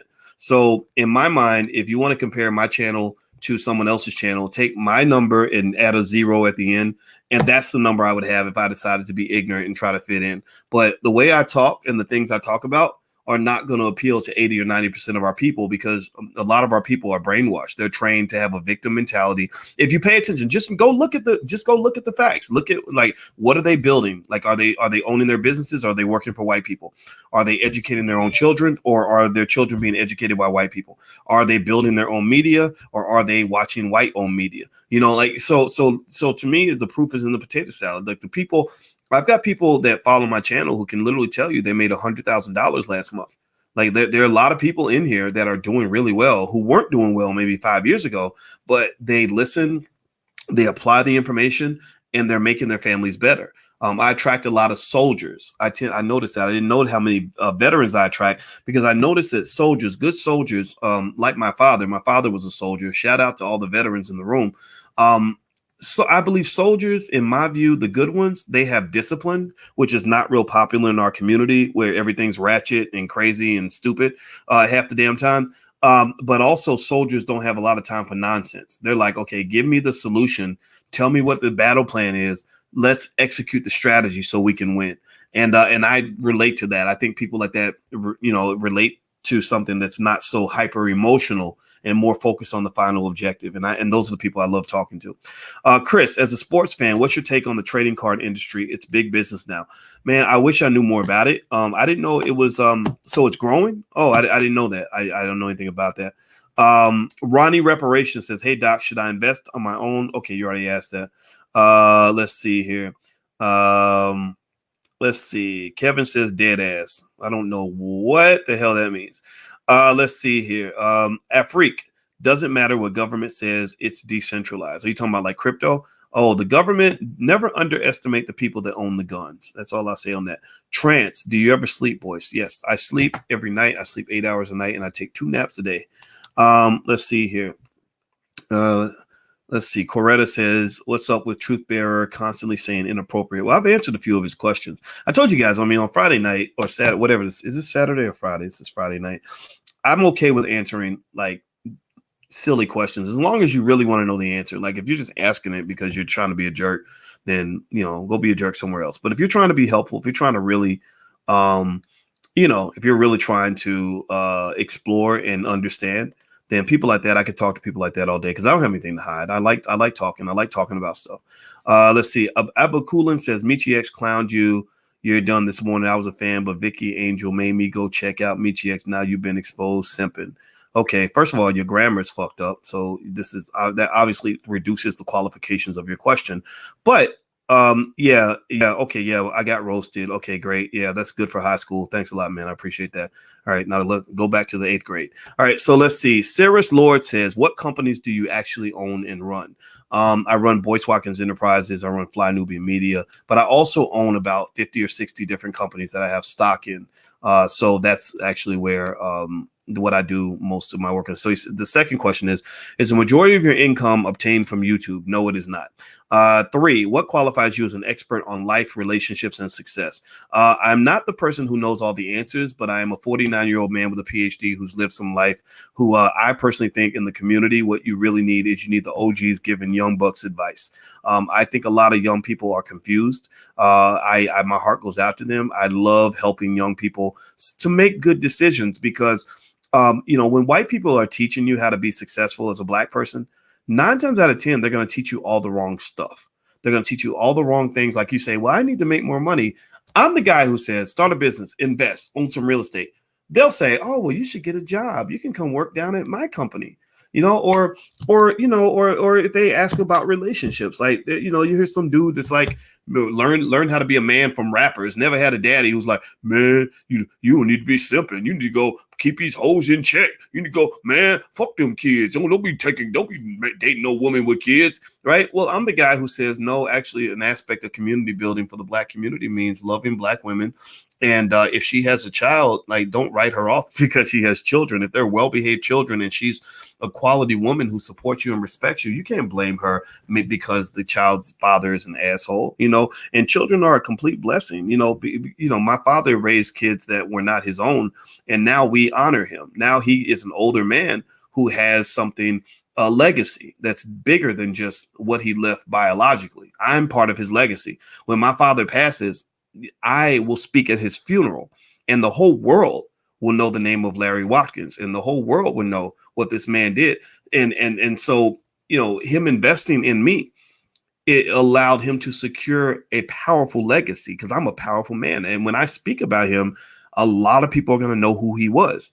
Right. But if he had been some selfish, ridiculous guy who didn't care about anybody but himself, then he would be like a lot of these other guys. He'd be some worthless old man dying in a hospital all alone with nobody there to back him up, nobody there to help him, no kids looking out for him because he only thought about slinging his penis around. And then eventually you get old. And when you get to your 50s and 60s, that whole like pimping hoes life ain't as much fun. When you're 25, I can kind of get it for sure. But when you get older, man, you got to start thinking about your legacy. Like, you got to start thinking about your last name. And a lot of black men don't think about that. That's why you got these raggedy sons of bitches that die and their kids are holding a GoFundMe at their funeral because they didn't make a single damn plan for their transition. You didn't even take the time to get a goddamn life insurance policy. So you can't tell me that white supremacy isn't teaching some of our men to behave like little boys well into their 50s and 60s. It is ridiculous and it is embarrassing. Okay, next question. Let's see. Last question. All right, I'll answer a couple more. Let's see. Donate to end slavery. What is the strategy? I don't know what you mean. I'm sorry. Team of Glory, you got bad info. I was a retirement planner for 10 years. Okay, I'm sorry. I'm missing that. Okay, I'm looking. The benefit of having wealth is that it gives you options. Yes, it does. Let's see here. Dr. Boyce, why did you speak on another man's name? Well, that's all Kwami Brown's been doing the whole week is speaking on another man's name. So get out of here with that nonsense. Let's see. Most men prefer women with no kids. Stop shaking black men who don't want stepkids. That's what makes you a simp. Let's start normalizing nuclear families, which prevents a number of problems. Well, I think you're a simp because you're on my channel and you're jealous of my life. Is that what your issue is? Because I don't, I don't know what you're referring to. So quit simping and coming on my channel and speaking on another man's name or whatever it is you said I was doing. Let's see. Stepdaddy's a losing game. You're taking money away from your own kids and grandkids. No, man, like being a stepfather is not that bad, actually. I'm not saying that you should like aim for that. Like really, if I could have it my way, every black child will be raised by their own father. But you have a community that has a huge fatherlessness problem. So hear me out now. If you care about black people and the biggest problem for the black community, one of the biggest problems is fatherlessness, then why would you not want to step up to the plate and help solve the problem that your community has? If it's like if you have a basketball team and the number one reason your team's losing every game is because you don't have any rebounding, then why are you saying I don't want to rebound? That's because you're not a team player. And part of the reason the community is not winning is because you don't have team players. A lot of your men are not stepping up. A lot of your women are hating on the men, right? So effectively, and this was taught to you by white supremacy. They taught you to hate each other. They want you to hate each other because they don't want you building unity. They don't want you building strong families.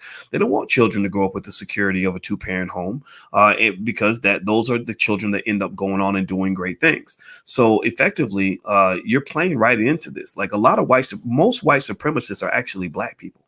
Or actually, better yet, let me say it differently. Most black people are white supremacists.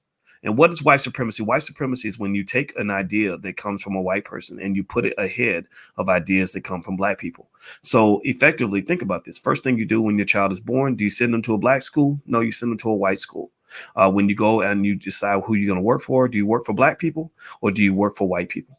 When you're talking about which media outlets you consume, are you consuming mostly black media or are you consuming white media, right? The list goes on. When you buy products, when you support businesses, are you supporting black businesses or are you supporting white businesses? Most black people are supporting white businesses. So I personally think that that in order for white supremacy to be ended, we have to stop being white supremacists. So let that stuff go, man. Like you're getting bad information. It's kind of unfortunate, very sad. But my assumption also is that maybe these guys are younger. Maybe they're like in their 20s. So maybe when I was in my 20s, I would have seen it differently.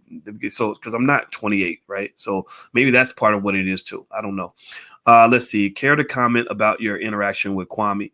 We talked about it a little bit. Kwami got the wrong guy. He's thinking I'm an enemy or something. I don't know what, I don't know, man. It was like the weirdest thing ever. I'm like, what? I'm an enemy too now? Like I was supporting you, but shit, I mean, good Lord, I guess everybody's under attack, but seriously, but the thing is, it doesn't bother me because I've been very consistent in what I do. I mean, you can call me all kinds of names if you want, but one thing you cannot say is that I'm not consistent. Even my enemies will say I'm very consistent. Even Umar Johnson can't stand me, but Umar Johnson, even he once mentioned in a video that, God, that guy, he does a lot of videos. That's basically saying I'm consistent. So I've been very consistently pro-black. A lot of these celebrities, Kwami's an NBA player. He's a celebrity. That's what he came, and it's fine. No disrespect. It's what he does, but he just started doing this stuff a few months ago. I've been talking to you guys consistently every single day for years. And so, he is definitely more popular. I'm not a popular person. I don't want to be popular. I'm not in this for a popularity contest. I want to actually achieve solutions and get things done. And I'm not saying Kwami isn't in that category, but if you're attacking somebody who should have been your ally, that might say that maybe you could have done some more research and made some phone calls to find out, what I was trying to say, instead of saying, oh, I'm going to attack him too, like I'm attacking everybody else. Like attacking everybody is not making black people better. It only makes black people more divided. Black people right now are becoming more divided now. Some black people, not all black people. Some people are still on the same track. But people are becoming more divided now than they've been in a while. And I can't help but think that somebody set this up. I just really can't. I don't know. I don't know what's going on. But, to say I'm part of the establishment, the white supremacist establishment, where the fuck would you get that idea? What white TV show? Seriously, I'm asking y'all a question. What motherfucking white TV shows am I on every other day? What white corporation is giving me money every year? What white political party is funding whatever the fuck I do every day? I don't even see white people. So no, like the go along to get along gang, what does that mean anyway? Like, no, y'all don't even fucking know what that means. Like you're like repeating, because you're repeating what somebody said. Like, to go along to get along gang, you sipping. You're just repeating. You're using the same language. Like, you sound like a bot. Like, seriously, at least come with your own ideas. If you want me to respect you, at least come with some intelligence. Like, seriously, like so my thing is like, no, I'm not in any go along to get along gang. The only gang I'm in is the B1 gang, motherfucker. Like, that's what I do. That's what I am. That's what I represent. B1, Black First. The Black Core of Three. The Black Core of Three means we believe Black people should educate our own children, create our own jobs, and support Black business. There is nothing white supremacist establishment about that ideology. And that's real clear. And that's what it is, period. So, no, I think that with Kwami Brown, I think he just made a mistake. And I think it's great. God bless him. Good luck with his channel. But no, man, no, we've been doing this, and we'll be doing it. We were doing it before all this started happening. We're gonna be doing it after, because one thing that's not gonna change is I'm not gonna keep being consistent. So let's see. Adele says, why did you say anything? Because I can say what the fuck I want. So stop that. Let's see. Just don't feed into it. It's a great point. Let's see. I watch your channel every day and appreciate the knowledge you give freely every day. Thank you for all you do, says C. Jones. You are welcome. Let's see here. I hear you be stealing money, Boyce. Man, do you know how many Black people I have paid? Like, I literally can't. And really, here's the thing. Like, sometimes when people are like, oh, he must be stealing. That's really people basically who maybe were people that I used to take care of financially, who I cut off. That's what you're seeing. Like, so sometimes that's what happens. Like, so for example, with Michi X, she violated her contract and I cut her off, and she's pissed off because I cut her off, and I won't talk about her. I won't talk to her. So that's why she's mad. So if you ever see, somebody like that screaming and hollering, Dr. Boyce is this, Dr. Boyce is that. I wasn't the devil when you were calling my phone and blowing it up, trying to get opportunities from me. No, I cut you off. I don't, because you violated your contract. You were disrespectful and harmful to other people. When you bring that negative energy into a space, I don't want any parts of that. So you had access to me before. Now you don't have access to me. So if you're mad about that, be mad about that. But that's what that is. So I'm not speaking on that too much, but that's just what it is. Let's see here. Your mouth is reckless and karma's a bitch. Be careful. Okay, you got to go. All right, Adele. Everybody say goodbye to Adele. She's out of here. She ain't trying to be productive. She's trying to be hateful. Boyce, why do you put so many women on a pedestal? Well, I put women on a platform and I put men on a platform. One of the things about my channel is I never felt, if you pay attention, I want you to pay attention to how many, look at the biggest Black YouTube channels you see. And how often do you see those people sharing their channel with other people, like letting other people go on their channel and just do their thing? Most people don't do that. Most people, if you want to go on the channel, that you got to pay them or whatever, or maybe they'll interview you, but they'll never let people have the channel. Well, I always felt that when I had a big platform, my ideas are not the only ideas that should be out here. So what I decided to do, and sometimes it's been met with my demise. It didn't work out well. Like with Yvette Carnell, it did not work out because Yvette, used my platform to attack Farrakhan, which made me very unhappy. But basically, excuse me, I've always been open to sharing my platform with other people. And sometimes it goes bad, but sometimes it goes good. I've shared it with Nathaniel Jordan, the Minister of Wellness. I'm very proud of that. I've shared it with Jeff Lightsey Jr. at the Black Boss channel. That's worked out very well. I shared it with Vicky Dillard, who's doing extremely well. Vicky's a wonderful person, an absolute sweetheart, and a great person to work with. That worked well. I also shared it, though, with some other people where it didn't work out so well. And so, do I put women on a platform? Yes, but I also put men on a platform because I want to support Black people who have talent. And in fact, and I won't stop doing that. If you are Black and you have something you would like to say, maybe you're on your YouTube channel and you don't have the supporters that you'd like to have, just email. I'm gonna put the email address in the chat right now. It's producer@flynubianmedia.com. So if you email, send over a link to your stuff. And if you want to just share your stuff, like, we don't have to take it. You don't have to do anything exclusive with us. Fly Nubian Queen, for example, doesn't make, that channel is not monetized. It doesn't make any money. So we can't pay anybody to be on Fly Nubian Queen.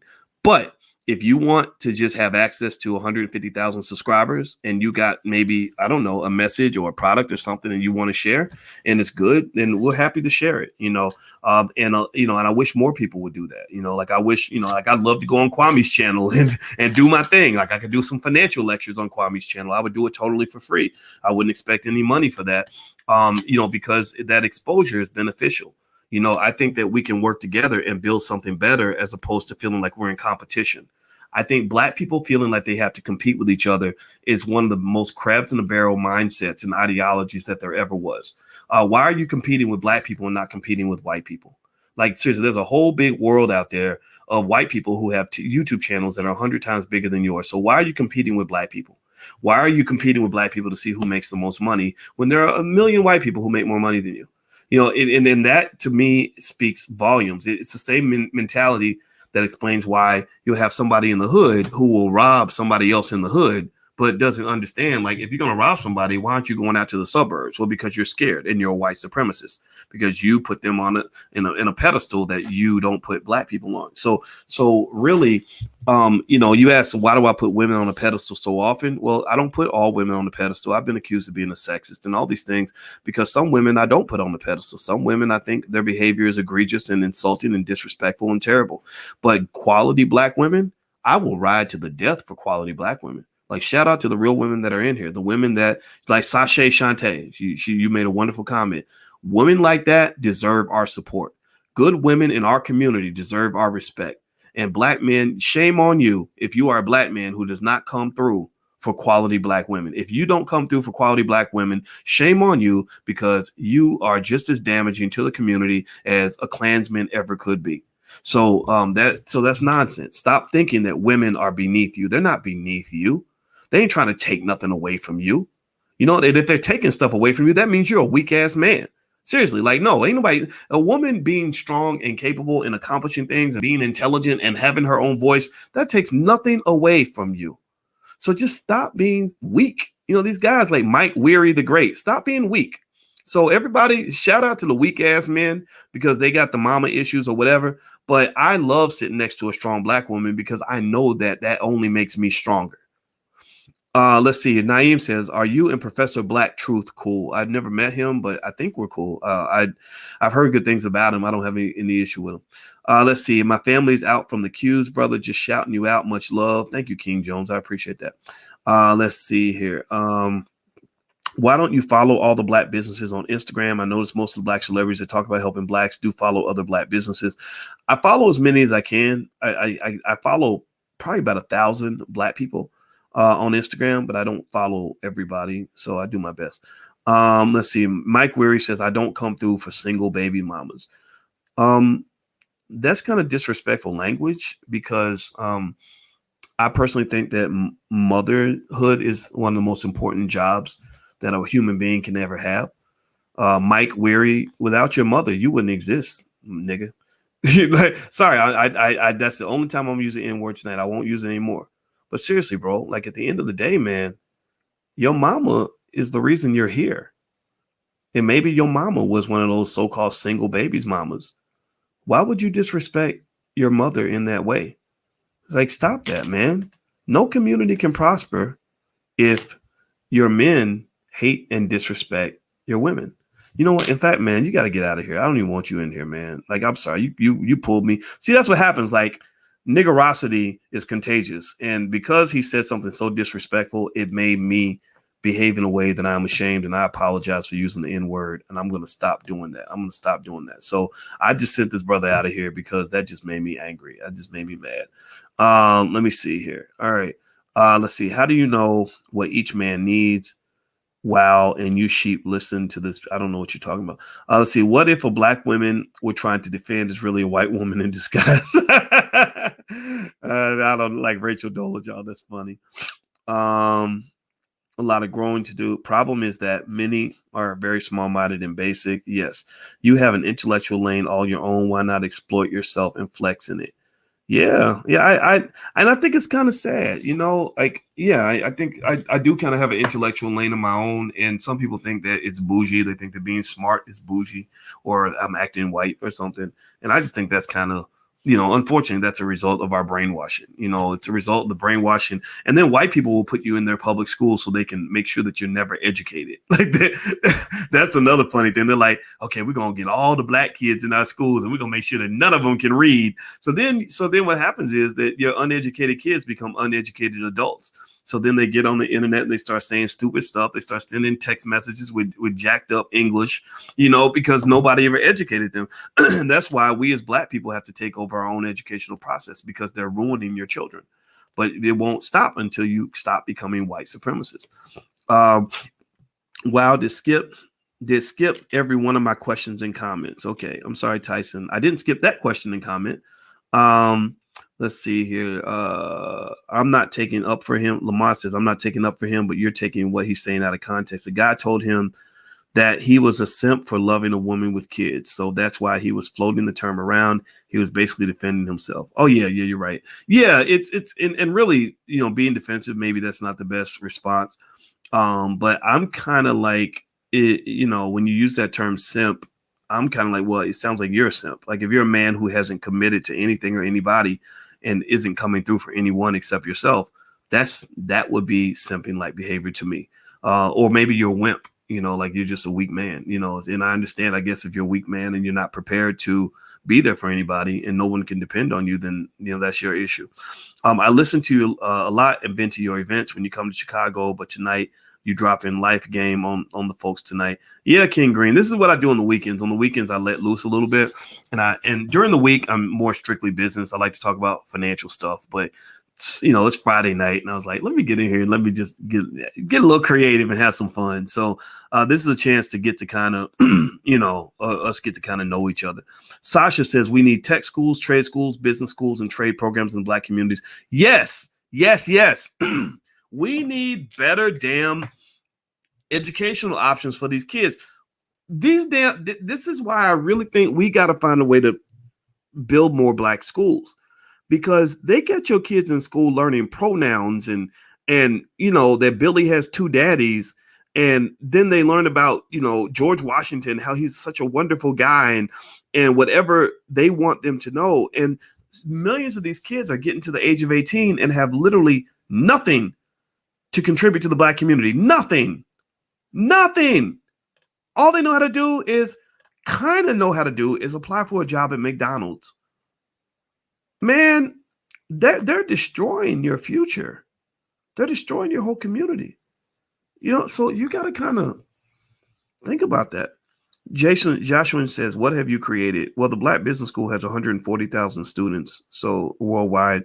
And I bet you that if I ask right now, how many of you have more wealth because you've been listening to my channel, I bet you're gonna get a lot of yeses. So let's flex on them real quick. How many of you have more wealth because you've been listening to this channel? And let's help Jashawn out, because I think unless Jashawn's just a troll, if you're just a troll, then go back to your mama's basement. But I want how many of you give me a yes if you have more wealth because you've been watching this channel? Okay, Sashay stepped in. She said me. Thank you. Felix, I see Felix. All right, I see you. Nathaniel, yes. All right. DOGG. Okay. All right. I love it. I'm telling you, I think it's great. Like I love seeing that. And somebody asked me a question, do I feel like my work is in vain? And when I see that come through, like when I see all these yeses from Dr. Ted and Maryland and Western and Trenton and C. Jones and King Jones and Hamza, that's what keeps me going. Curtis Tech, Queen's Reflection. That's what keeps me going. Everybody has strengths and weaknesses. My weakness is I'm not a bridge builder. I'm not the person who can make a determined idiot want to be smarter. I'm not the person who knows how to take a Black person who's a white supremacist and make them actually love Black people. I'm not the guy who can convince a Black person who's addicted to toxic behavior to engage in something healthy and form healthy relationships with Black people. I'm not that guy. I can't do that. I don't have the patience. I'm the guy who preaches to the choir. I'm the mobilizer. I figured that out. I'm not Barack Obama, who's apologizing to white people on a regular basis. I am Malcolm X, but I'm not as great as Malcolm. Don't get me wrong. I'm not comparing myself to him. You can't do that. That's sacrilegious. But that energy is the energy that I have. My energy is that we're at war with the Negro naysayers. The Negro naysayers are the people that find a problem for every solution, the people who take order and turn it into chaos. The Negro naysayers are the ones who choose ignorance over intelligence. The Negro naysayers are the ones who don't like productivity. They want to see destruction. So at the end of the day, I'm here to talk to the people that are my people, that are in the category that I'm in. And unfortunately, the era that we're in, many of us right now, and I want to pat you on the back, is that you're ahead of your time. That's your problem. You're ahead of your time. Most of your allies, your billion or so allies, are not even born yet. You are the seminal contributors to something that I think is going to be very powerful for Black people for the next 300 or 400 years. So you have to be really strong. You have to be super strong because you're outnumbered. You're outnumbered by people who have been brainwashed by white educational systems. They've been brainwashed by white-owned media. They've been brainwashed by white-owned politics. And they're coming at you with all kinds of stuff that is not solving a problem, that's not creating or building anything, that's not making Black people's lives better, that's distracting people and playing games with them like they're little animals that are being distracted by, a ringing bell that'll make them look away from where the food actually is, right? You're being distracted by little things. They say, ding, ding, ding, look over here, look over here, look over here. And then you're not paying attention to the things you should be paying attention to because you're only paying attention to the things that they tell you to pay attention to. So that's what keeps me going. That's the thing that makes me know for sure. I don't question whether or not my work is going to have an impact. I know it's going to have an impact. I know it's already having an impact. I already see it. I go to countries I've never been to, and I meet people on the street who tell me that this work has benefited them. And it makes me very, very proud to know that I played some part in helping them break a cycle and change the legacy of their family. And ain't nothing going to slow that down ever. There's nothing a Negro naysayer could ever say that would make me change that trajectory, because I know that we're smarter than they are. And that's why we're going to win. And we're also more determined because they don't even know who they are, period. So anyway, let me keep going. Sasha says, Boyce is not with the go along to get along. He has been unapologetic with his B1 message. Absolutely. I'm not even going to entertain that nonsense. So let's see here. Rito Bone says, do you have goals, plans for the BBS to ever confer degrees such as the one you hold, a PhD? That's way down the line. But that, read all day, that's something that would be really fun to do. And honestly, I'm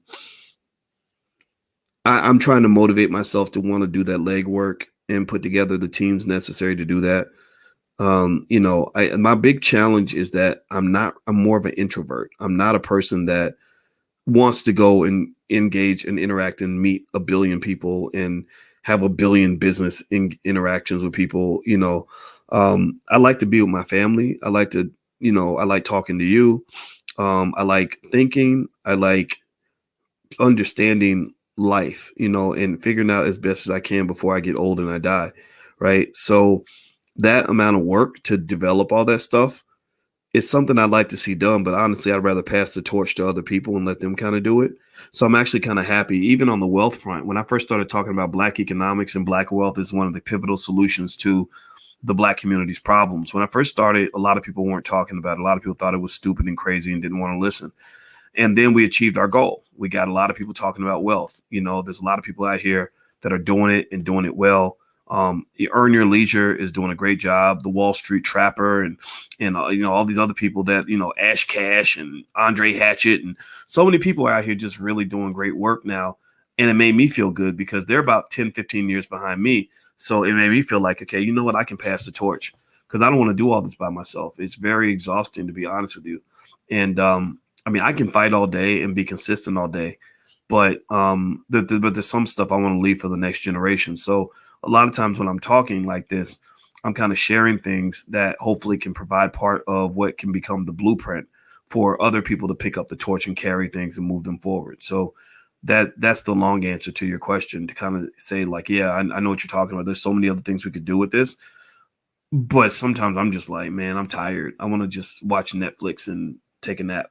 So anyway, Do you think YouTube will quiet our voices? Asked Maryland. Probably at some point. I can't imagine them allowing this much democracy to exist. John Sanders, as a resident of Chicago, is crime really terrible in Chicago, or does media overhype it? Crime is bad, meaning all those killings really are real. But I can tell you, I lived in Chicago for a long time, and I haven't run into much of that crime, right? So there's what it is. Let's see. Nathaniel Lockridge says, Boyce, you're a real man. You could never be a simp. Well, thank you, man. I appreciate that. John Cleesus, do you think that there's harm to the community where a black man marries outside the race? If so, why? I wouldn't say harm to the community. I would just say, though, that who you marry matters. Who you marry matters. Like Byron Allen, he could say, yeah, I'm a black billionaire. But when Byron Allen dies, that money's going to go to that white lady, and that's just what it is, right? So it doesn't mean Byron is worthless. It just means that who you marry matters. Right now in America, the big problem you have with relationships is that because Joe Biden and Bill Clinton incarcerated so many black men, you have a scarcity, or not, it was scarcity, an undersupply of marryable black men, meaning making enough money, ready for marriage, stuff like that. And so the black women are kind of left holding the bag. Like a lot of women get to about 27, 28 where they're supposed to be meeting their husbands and getting married, and there's nobody there to greet them, except some guy who says, I'm gonna pimp these hoes and whatever. He's learned how to be a man from rappers. So he's never even learned any of the responsibility that an African village, for example, teaches its men about marriage and family and commitment. So the women, unfortunately, are frustrated because many of them will meet a lot of men who behave like ridiculous little boys, and it creates like this weird imbalance. So I always feel like the men who are solid men, who have some sense, who have some resources, I feel like we owe it to black women to try to be there for them. It's not easy to be there for black women or black men. I think that we've all been through trauma. Post-traumatic slave disorder is very real.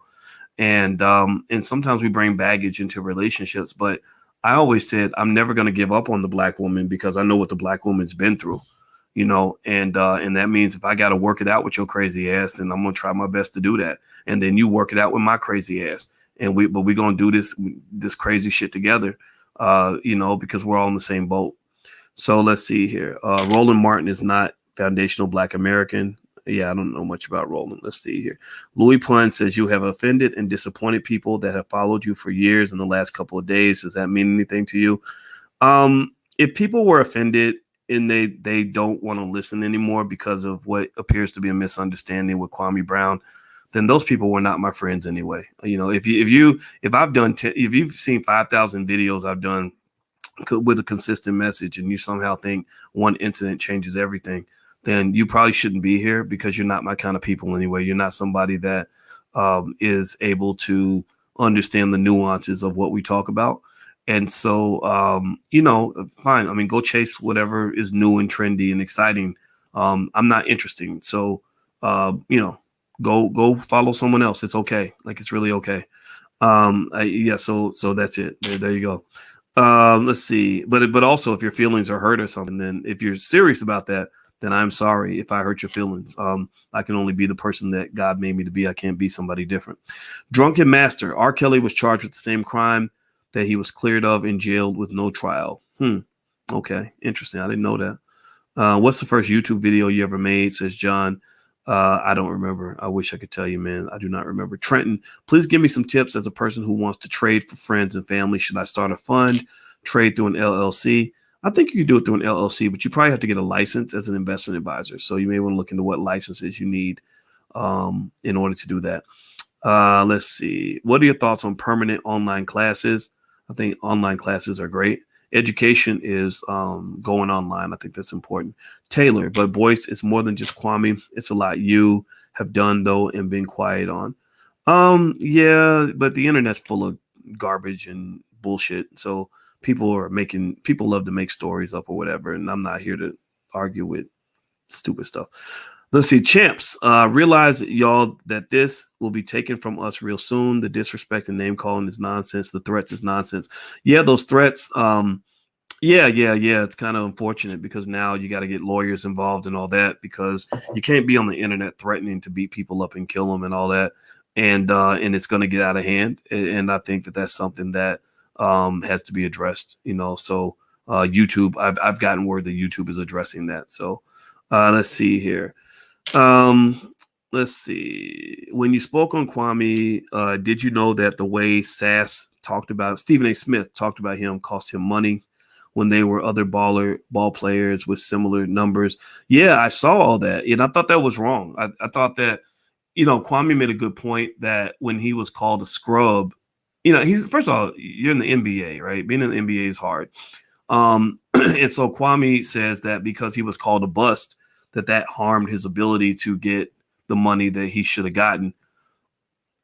But at the same time, when you're put on a big platform, there's a lot of pressure that comes with that. If you don't like the job, you should quit the job. I can't sit here and complain about how hard it is to be Dr. Boyce Watkins. I get treated unfairly all the time. I have people that say things that are not true. I have people that call me names that, that are not accurate, say things that are just not fair. But I'm not going to cry about it. Shit, I'm not. No, it's like, okay, let's talk about it. You give me your point of view, I'll give you mine, and then we'll move on. Because you're talking to a real man here. You ain't talking to somebody who is going to sit here and whine over what the adversaries have to say about you. At the end of the day, you got to understand, when you start playing big boy games, you're going to get big boy challenges, and you got to be ready. You got to be ready to fight like a big boy, period. So I get what Kwame's saying. I hear it. I agree. I saw Kwame's whole career. I saw, I was like, damn, this guy got picked by Jordan. He's going to be great. Whoa. And he wasn't great. He wasn't what everybody thought he was going to be. Michael Jordan's a prick. Michael Jordan was mean to him. Michael shouldn't have done that. But again, I don't know. I'm not saying Kwame isn't a strong man or whatever. I have no idea. I don't know this guy. But I know that if I was in that situation and my father, and I went to my dad and said, well, they're being mean to me, my father would be like, well, man up and do something about it. Like, stop that. Like, stop whining. Like, if you don't want to be the number one draft pick, then go quit your job. Tell them you don't want to play anymore. There are plenty of guys who quit sports. Just so you know, there are many guys who said, I don't like the pressure, I'm leaving professional sports. So I'm just saying to you, stop the victim mentality. And seriously, like, all of you, I'm not talking about him in particular. I don't even know him. Would I talk to him? Sure. If he calls me, I will talk to him. But he has not called me. So and apparently he doesn't want to talk to me. He'd rather diss me on the internet, and that's fine. But that's fine. I don't care about dissing. This is not high school. But I think at the end of the day, I don't feel sorry for him. It's not like, oh, poor baby. You're 7 feet tall. You ain't no goddamn baby. Stop that. Seriously. And I don't think he sees himself as a baby. So that is what it is.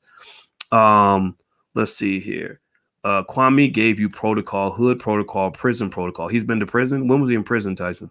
Man protocol. Talk to him first. Your whole video was dry snitching. It wasn't no goddamn dry snitching. I saved his channel because when I gave him that advice, he took the advice. He changed the title of that video, and that's what I told him to do. So stop that. You dry snitching, dog. We don't snitch up in the neighborhood, man. Man, get out of here. That's why you got situations in Chicago where some gang member kills a little girl and everybody's like, well, I ain't snitching. No, it's a little girl in your community. If you care about your community, you should be working with whoever is going to make sure that person gets taken to justice. Like, so I don't do like, I don't do all the immature talk. Like, I'm 50 years old. Like, I'm not interested. Griff wants you to call him. If you have Griff's phone number, please put it in here. I was mentioned to you guys earlier. I don't have a lot of friends in the game. They're to me, the goal, get along gang might be other people, because I'm not part of that gang. I don't participate in all these people that are on the internet that people think, oh, you should call this person. I don't know these people. I don't have their phone number. So when you say you should call him, give me a number. Like, if you say call him, like, say call him and put a number in there. And so why talk shit? Because he talks shit. He talks shit all day. He talks shit all day long. So if you say that, then you should probably say that on his channel. I mean, because he talks a lot of shit. You know, that's what the whole channel is built on. So just stop it, man. You know you're debating with somebody who's probably smarter than you. So just stop it. Like if you have something to say that's truly profound and intelligent, lay it out here. But just know, like, I don't have anything to. Oh, there we go. Boom. Thank you, Naeem. Shout out to Naeem. Naeem just put Griff's phone number up here and said, call Griff at this phone. You know what? And out of respect for Naeem, see, that's a smart black man right there. I respect you, Naeem. We respect smart people around here. And he gave me Griff's phone number. I'm going to put Griff's number in here, and I'm going to call him. Now, I don't know why he'd want me to call him, but I'd be happy to call him because I'm a big fan of Public Enemy, and I'm a big fan of Professor Griff. So there we go. See, that's progress. You see that? You see that? All right. So let's see here. Sachet says, to say that there are no good black women when you are proof of their existence is weird. Oh, yeah. Yeah. When people say that there are no good black women out there, they're really talking about their own life experience. Like, that's what people do. When people say there's no good black men, it's because all the black men they've dealt with have been terrible men. So that's that. Yeah. So we put his number out. Yeah, I guess so. You put it in the chat, so I put it on the screen. I don't know if that's his real number. Is that a fake number? Okay, then maybe I shouldn't call it. And really, I don't even know why we'd need to talk. I don't really have anything to talk about, to be honest with you. I'd rather talk to you. Dr. Claude Anderson is calling for you to get our voice. Do you accept? He's calling for you to get our voice. Do you accept? I don't know what that means, Marilyn. I'm sorry. They think ALM famous folks all know each other. Yeah, that might be what it is. I think that people think that because you're so-called famous that you know everybody, and that's just not. Maybe it's true for some people, but it's not true for me because I'm a person that I take care of my family, and people that get to know me usually is people that reach out to me. Like every famous person I know, damn near every one of them reached out to me. I never reached out to them. Charlamagne the God, I know him because him and Wendy Williams reached out to me. I don't really do that. Like, I don't chase people down. I've never sought validation from white-owned media. I've never done that because that's a very dangerous place for you to put your thinking, right? You can't look for your oppressor to validate you if you're truly trying to fight the oppression. So I said, no, I don't have much, but it's mine, and I'm going to build it. And then when I build it and I do a good job, people are going to notice. But there's nobody. I don't think I can name any famous person I know. And I've met a few now because of what I do, and I guess people see it. But I can't think of any one of those people where I ever said, oh, yeah, go find that person. Celebrities are hard to get in touch with. And it's very frustrating when you reach out to them and they don't even have to want to talk to you because they don't even respect you or even know you or anything. And so I'm not into celebrities like y'all are. Like, black folks love people that are on TV. Like, if a white person puts a black person on TV, some of y'all think that instantly that, oh, that's my black leader. That's my leader now. Like, no, like you should be your own leader. You should be listening to people in your community who are really doing the work, who are really making your life better. Listen to your parents. Like, go talk to your mama. That's your leader. Your daddy should be your black leader. You should be your black leader. Listen to your woman. Listen to your husband. Like, seriously, like, these people on TV, they don't matter. Come on. They just sound good when they talk. That's all they do. John, do you tip well at restaurants? Yes, I do. I tip very well, especially if I like the waiter or waitress.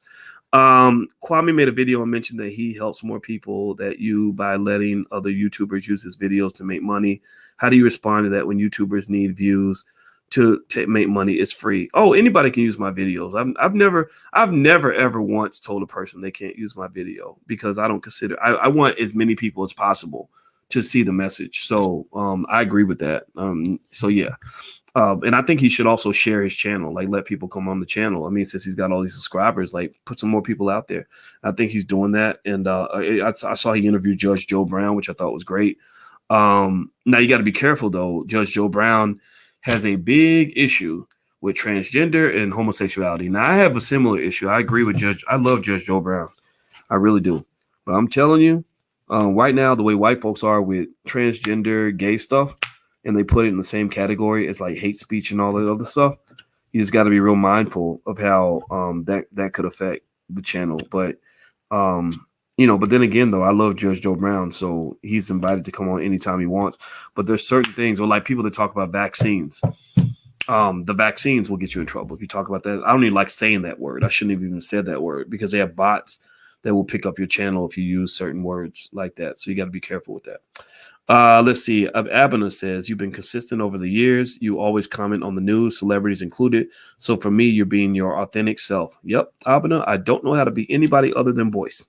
So that's the guy that's going to show up every day, whether you like it or not. Don't say the V word. Yeah, Erica, you're right. I shouldn't have said that word. In 2008, was your feeling when Obama was elected? Asked John. I thought Obama was going to actually be different. I really did. I had high hopes for him, and he disappointed me. Let's see. Hard Knock says, Boyce has hired people, not let them use his videos. Big difference. Yeah, I have hired people and let them use my videos. So I've done both. Yeah. I think that's another thing too. A lot of Black people don't know how to create jobs for other Black people. I can legitimately say I've done that. In fact, most of my critics are the biggest critics I have tend to be people who used to make money from me, who've actually been like, I've cut a check for them and they've never paid me a nickel.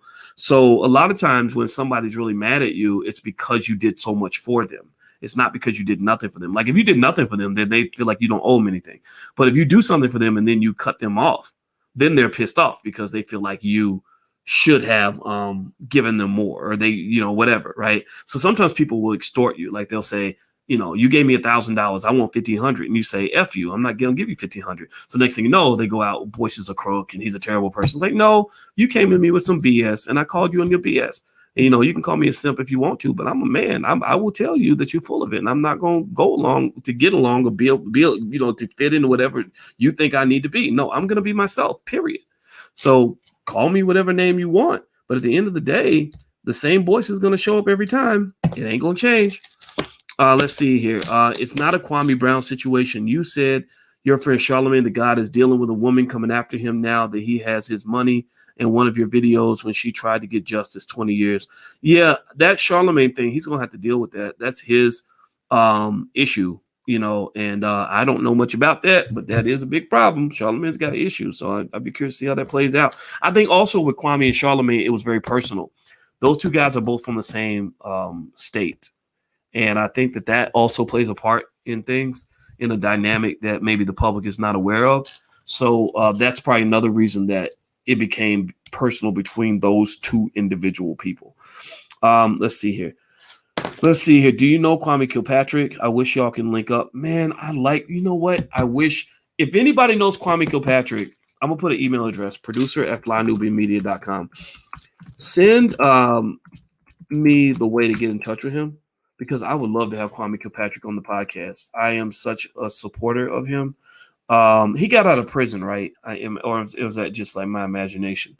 He got out of jail, right? Let me see. Kwame Kilpatrick released. I believe he got released. Okay. Please tell me I'm right and tell me I'm not. Here we go. He's out of prison and home with his family. Detroit Free Press. I think that's so great. Kwame got a raw deal. He really got a raw deal. I wish Bill Cosby was also released because he got a raw deal. And I'll tell you what, I don't know Kwame personally, but I felt like 28 years in prison was too much. Maybe if you want to send him to prison for a year, I can get that. I wouldn't be mad about that. But 28 years, taking away a man's life, it just made me really sad. So I'm very happy that he's getting a second chance, and I wish him the very best. All right, so let me see here. Question, Doc, what do you think about the AMC short squeeze, and do you think we can organize well enough to build off stocks, crypto profits?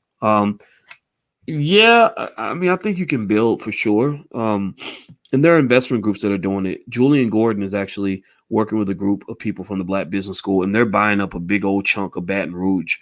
They just don't talk about it, but they're doing it. Like they're not on Instagram saying, cash at me, cash at me, cash at me. Like they're literally out buying the property and getting it done.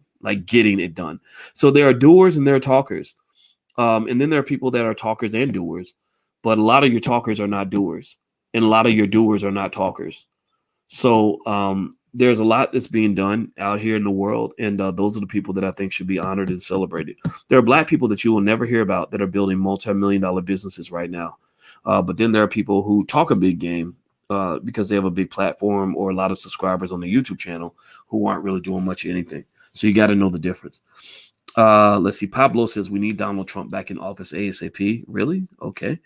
From his perception, did he take your advice, or did you shed light on a reason his video should be removed? And as a result, he changed it before YouTube took your advice.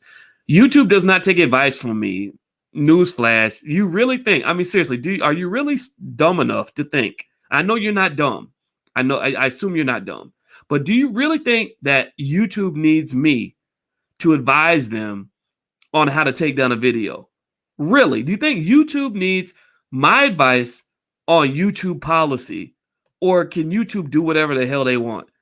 Come on, man, get out of here. That's the stupidest stuff I've ever heard. Like, that doesn't make any sense. No, YouTube did not take my advice to take down Kwami's video. I was simply making a point to y'all, and to be honest with you, I really didn't care if he took the advice or not. That's his channel. He's a grown man. I'm not here babysitting grown men anyway. So just stop that, man. Come on. Just because somebody says something, like some of y'all will run away with some of the silliest ideas. All right, so let me see here. Like purple gang. Okay, I don't know what that means. Not fraud, just stubborn, I guess, which is okay, normal. Okay, let's see. Erica says I saw something about 6 trillion in stimulus. With all the stimulus talking inflation, what do you think the value of the American dollar will be worth in a couple of years? Does the economy make you nervous at all? The economy makes me nervous for a couple of key reasons. One, you're right, inflation could be around the corner, but there's competing beliefs about inflation. People like Kathy Wood believe that deflation could actually be a bigger concern than inflation because she thinks innovation is going to take away some of the inflationary pressure that we have right now. But then there are some people who see these massive spending bills. I think the government budget last year was maybe 4.8 trillion.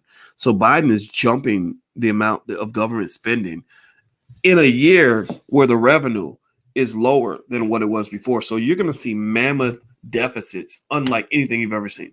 Government debt will be bigger than it's ever been. And it's not going to go down because your politicians are not very long range focused. They're very selfish. They're thinking about the here and now and about getting reelected. So they're not thinking about what's going to happen to this country long term. So that's what I see with the economy long term. So I think it's very important to invest, spread your assets out.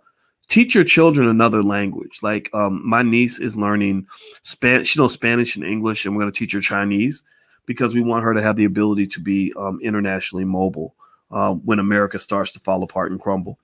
Let's see here. Let's see. You still owe me, but been dodging me, says Spider-Man. Who are you talking to? Who do you owe, or who owes you? Troy Franklin, I got some food. Charge this phone. Peace, Doc. Let's see here. Is it worse than the Clinton era? You talking about deficits? Probably. Probably. I think in the Clinton era, you actually had a surplus. Drunken Master says B1s seem critical of Democrats. Dr. Boyce, do you ever talk bad about Republican policies?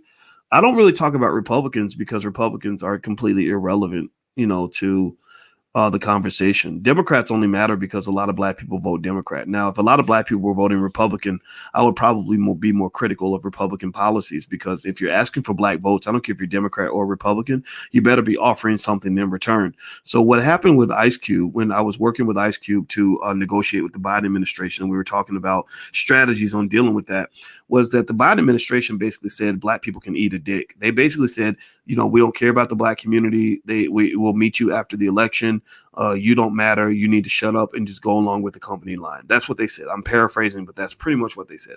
The Republicans, on the other hand, need black votes. They were trying to get enough black votes to actually try to defeat the Democrats. They didn't need every black person, but they needed a critical mass that would allow them to be able to win the election. So the Republicans, ironically speaking, it's very strange, but the Republicans were actually more willing to do more to get the attention of a black demographic than the Democrats. They were willing to give more in terms of wealth. They were willing to do more in terms of capital and starting businesses.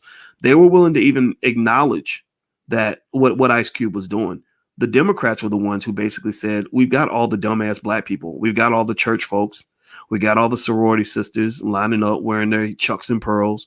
We got all the, we got all the, booty to the polls ads. We got all the urban radio stations. We got the urban radio DJs. We got the civil rights superstars.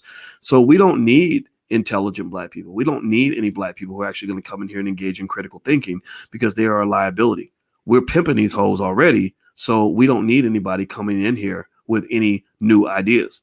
So effectively, the Democrats did nothing, and it makes sense that they did nothing because they already had you. They owned you.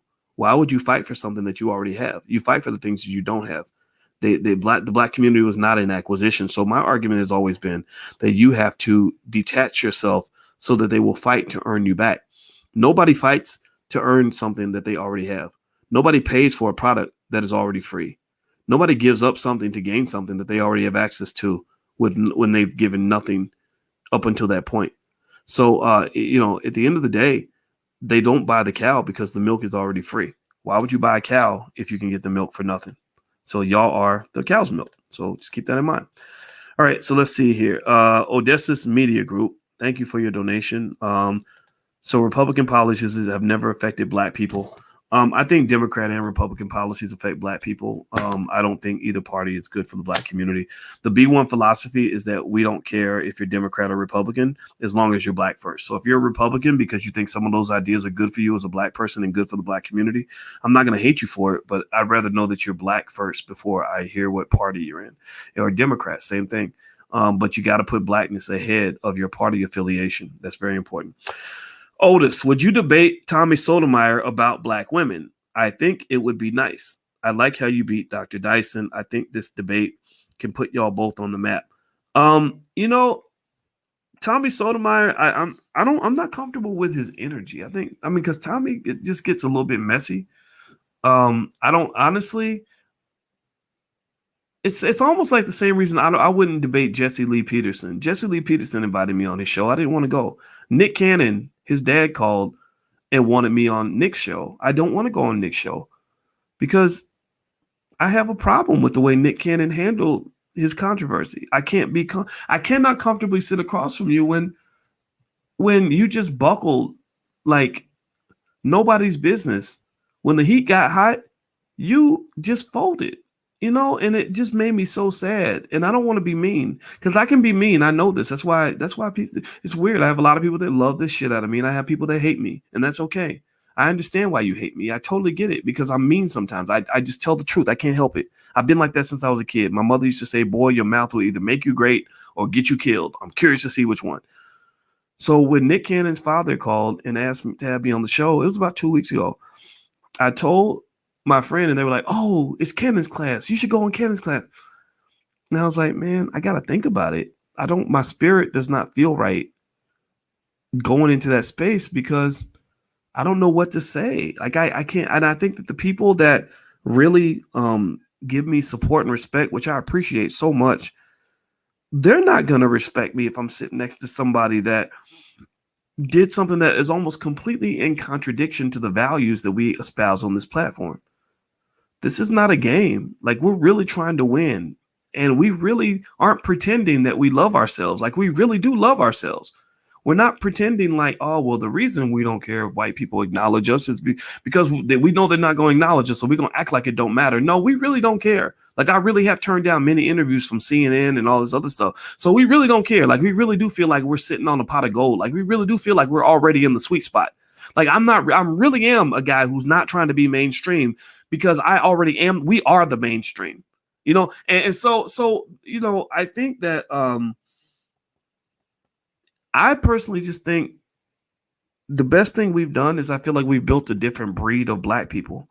We built a breed of black people that I think is so special and unique that even most black people do not understand where we're coming from.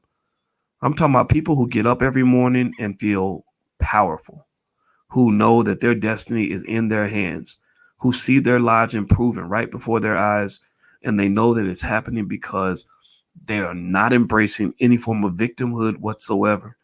They're not running around thinking that white man's ice is colder.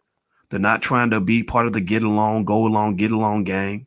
They're not trying to fit in with coon-like behavior and the ratchetry that exists on the black internet. They're just trying to win, So to answer that question about the Tommy Sotomayor thing, I think the answer is no. I don't want to debate Tommy. I don't hate him. That's just not my thing. He's a great radio show host. He's just talking.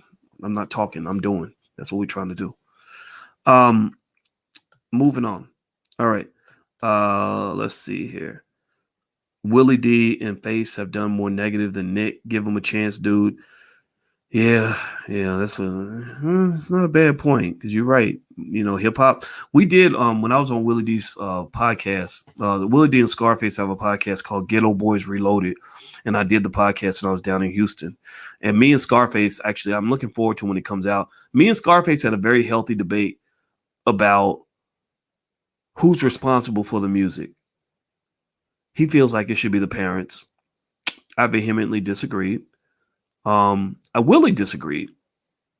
So so then there's that. The podcast is called Ghetto Boys Reloaded. I don't know when that episode is going to be out, but I was on that podcast last week. So let's see here. You aren't Nick. Go on his show for those who need to hear you. Yeah, I've heard people say that. Did Bushwick Bill die? Yes, he did. Let's see. Is he on Instagram? Are you talking about me? Well, I'm on Instagram. My Instagram is The Real Boyce Watkins. Let me see. And I'm actually at Clubhouse if you want to follow me on Clubhouse. Let me see. It's on the screen. Here we go. Here's my IG, The Real Boyce Watkins. So feel free to follow me on Instagram. Okay, I'd rather watch on their laptop. Trash. Okay. Music. Let's see. Boyce, are you a Republican? No, I'm not. Drunken Master. I'm not a Republican. Let me look at some more questions. Erica King says, F CNN, what do you think is the best way to reach at-risk youth and children who feel hopeless before the streets get to them? Well, there's a lot of, people, community centers and stuff like that, where the kids are looking for surrogate parents. And I personally think that that's a good way to connect to the kids. If you happen to be a school teacher, you can connect that way too. I think that there's a lot of just stuff happening though that's out of your control. Like a lot of our kids and families are just gone, and I feel bad for them. And you can't save everybody. Start by saving yourself, save your family, and then you can bring everybody else along. But don't try to save everybody. Some people will destroy you. Let's see. Hard Knock says you and Roland could get more done together. Reach out. Yeah, Roland's been mad at me since 2011. I told you my mouth gets me in trouble. So I wrote an article where I said that I think Roland should apologize for something that he did on CNN that was very disrespectful and hurtful to other people. And Roland took offense to that. So Roland's been mad at me ever since. So anyway, I'm going to get out of here, guys. This was a lot of fun to talk to you. And thanks for hanging out with me tonight. I know we were out pretty late. So this was something fun to do. This is a Friday night BS fest. So I hope this was helpful. And again, follow me on Instagram. It's The Real Boyce Watkins. And also, if you want a free e-copy of my book, It Takes a Village to Raise the Bar, you can go to allblackeconomics.com, and I'll put that on the screen so you can see that too. So allblackeconomics.com. All right, guys, I'm out of here. Have a good day, and I'll talk to you later. Take care. Peace.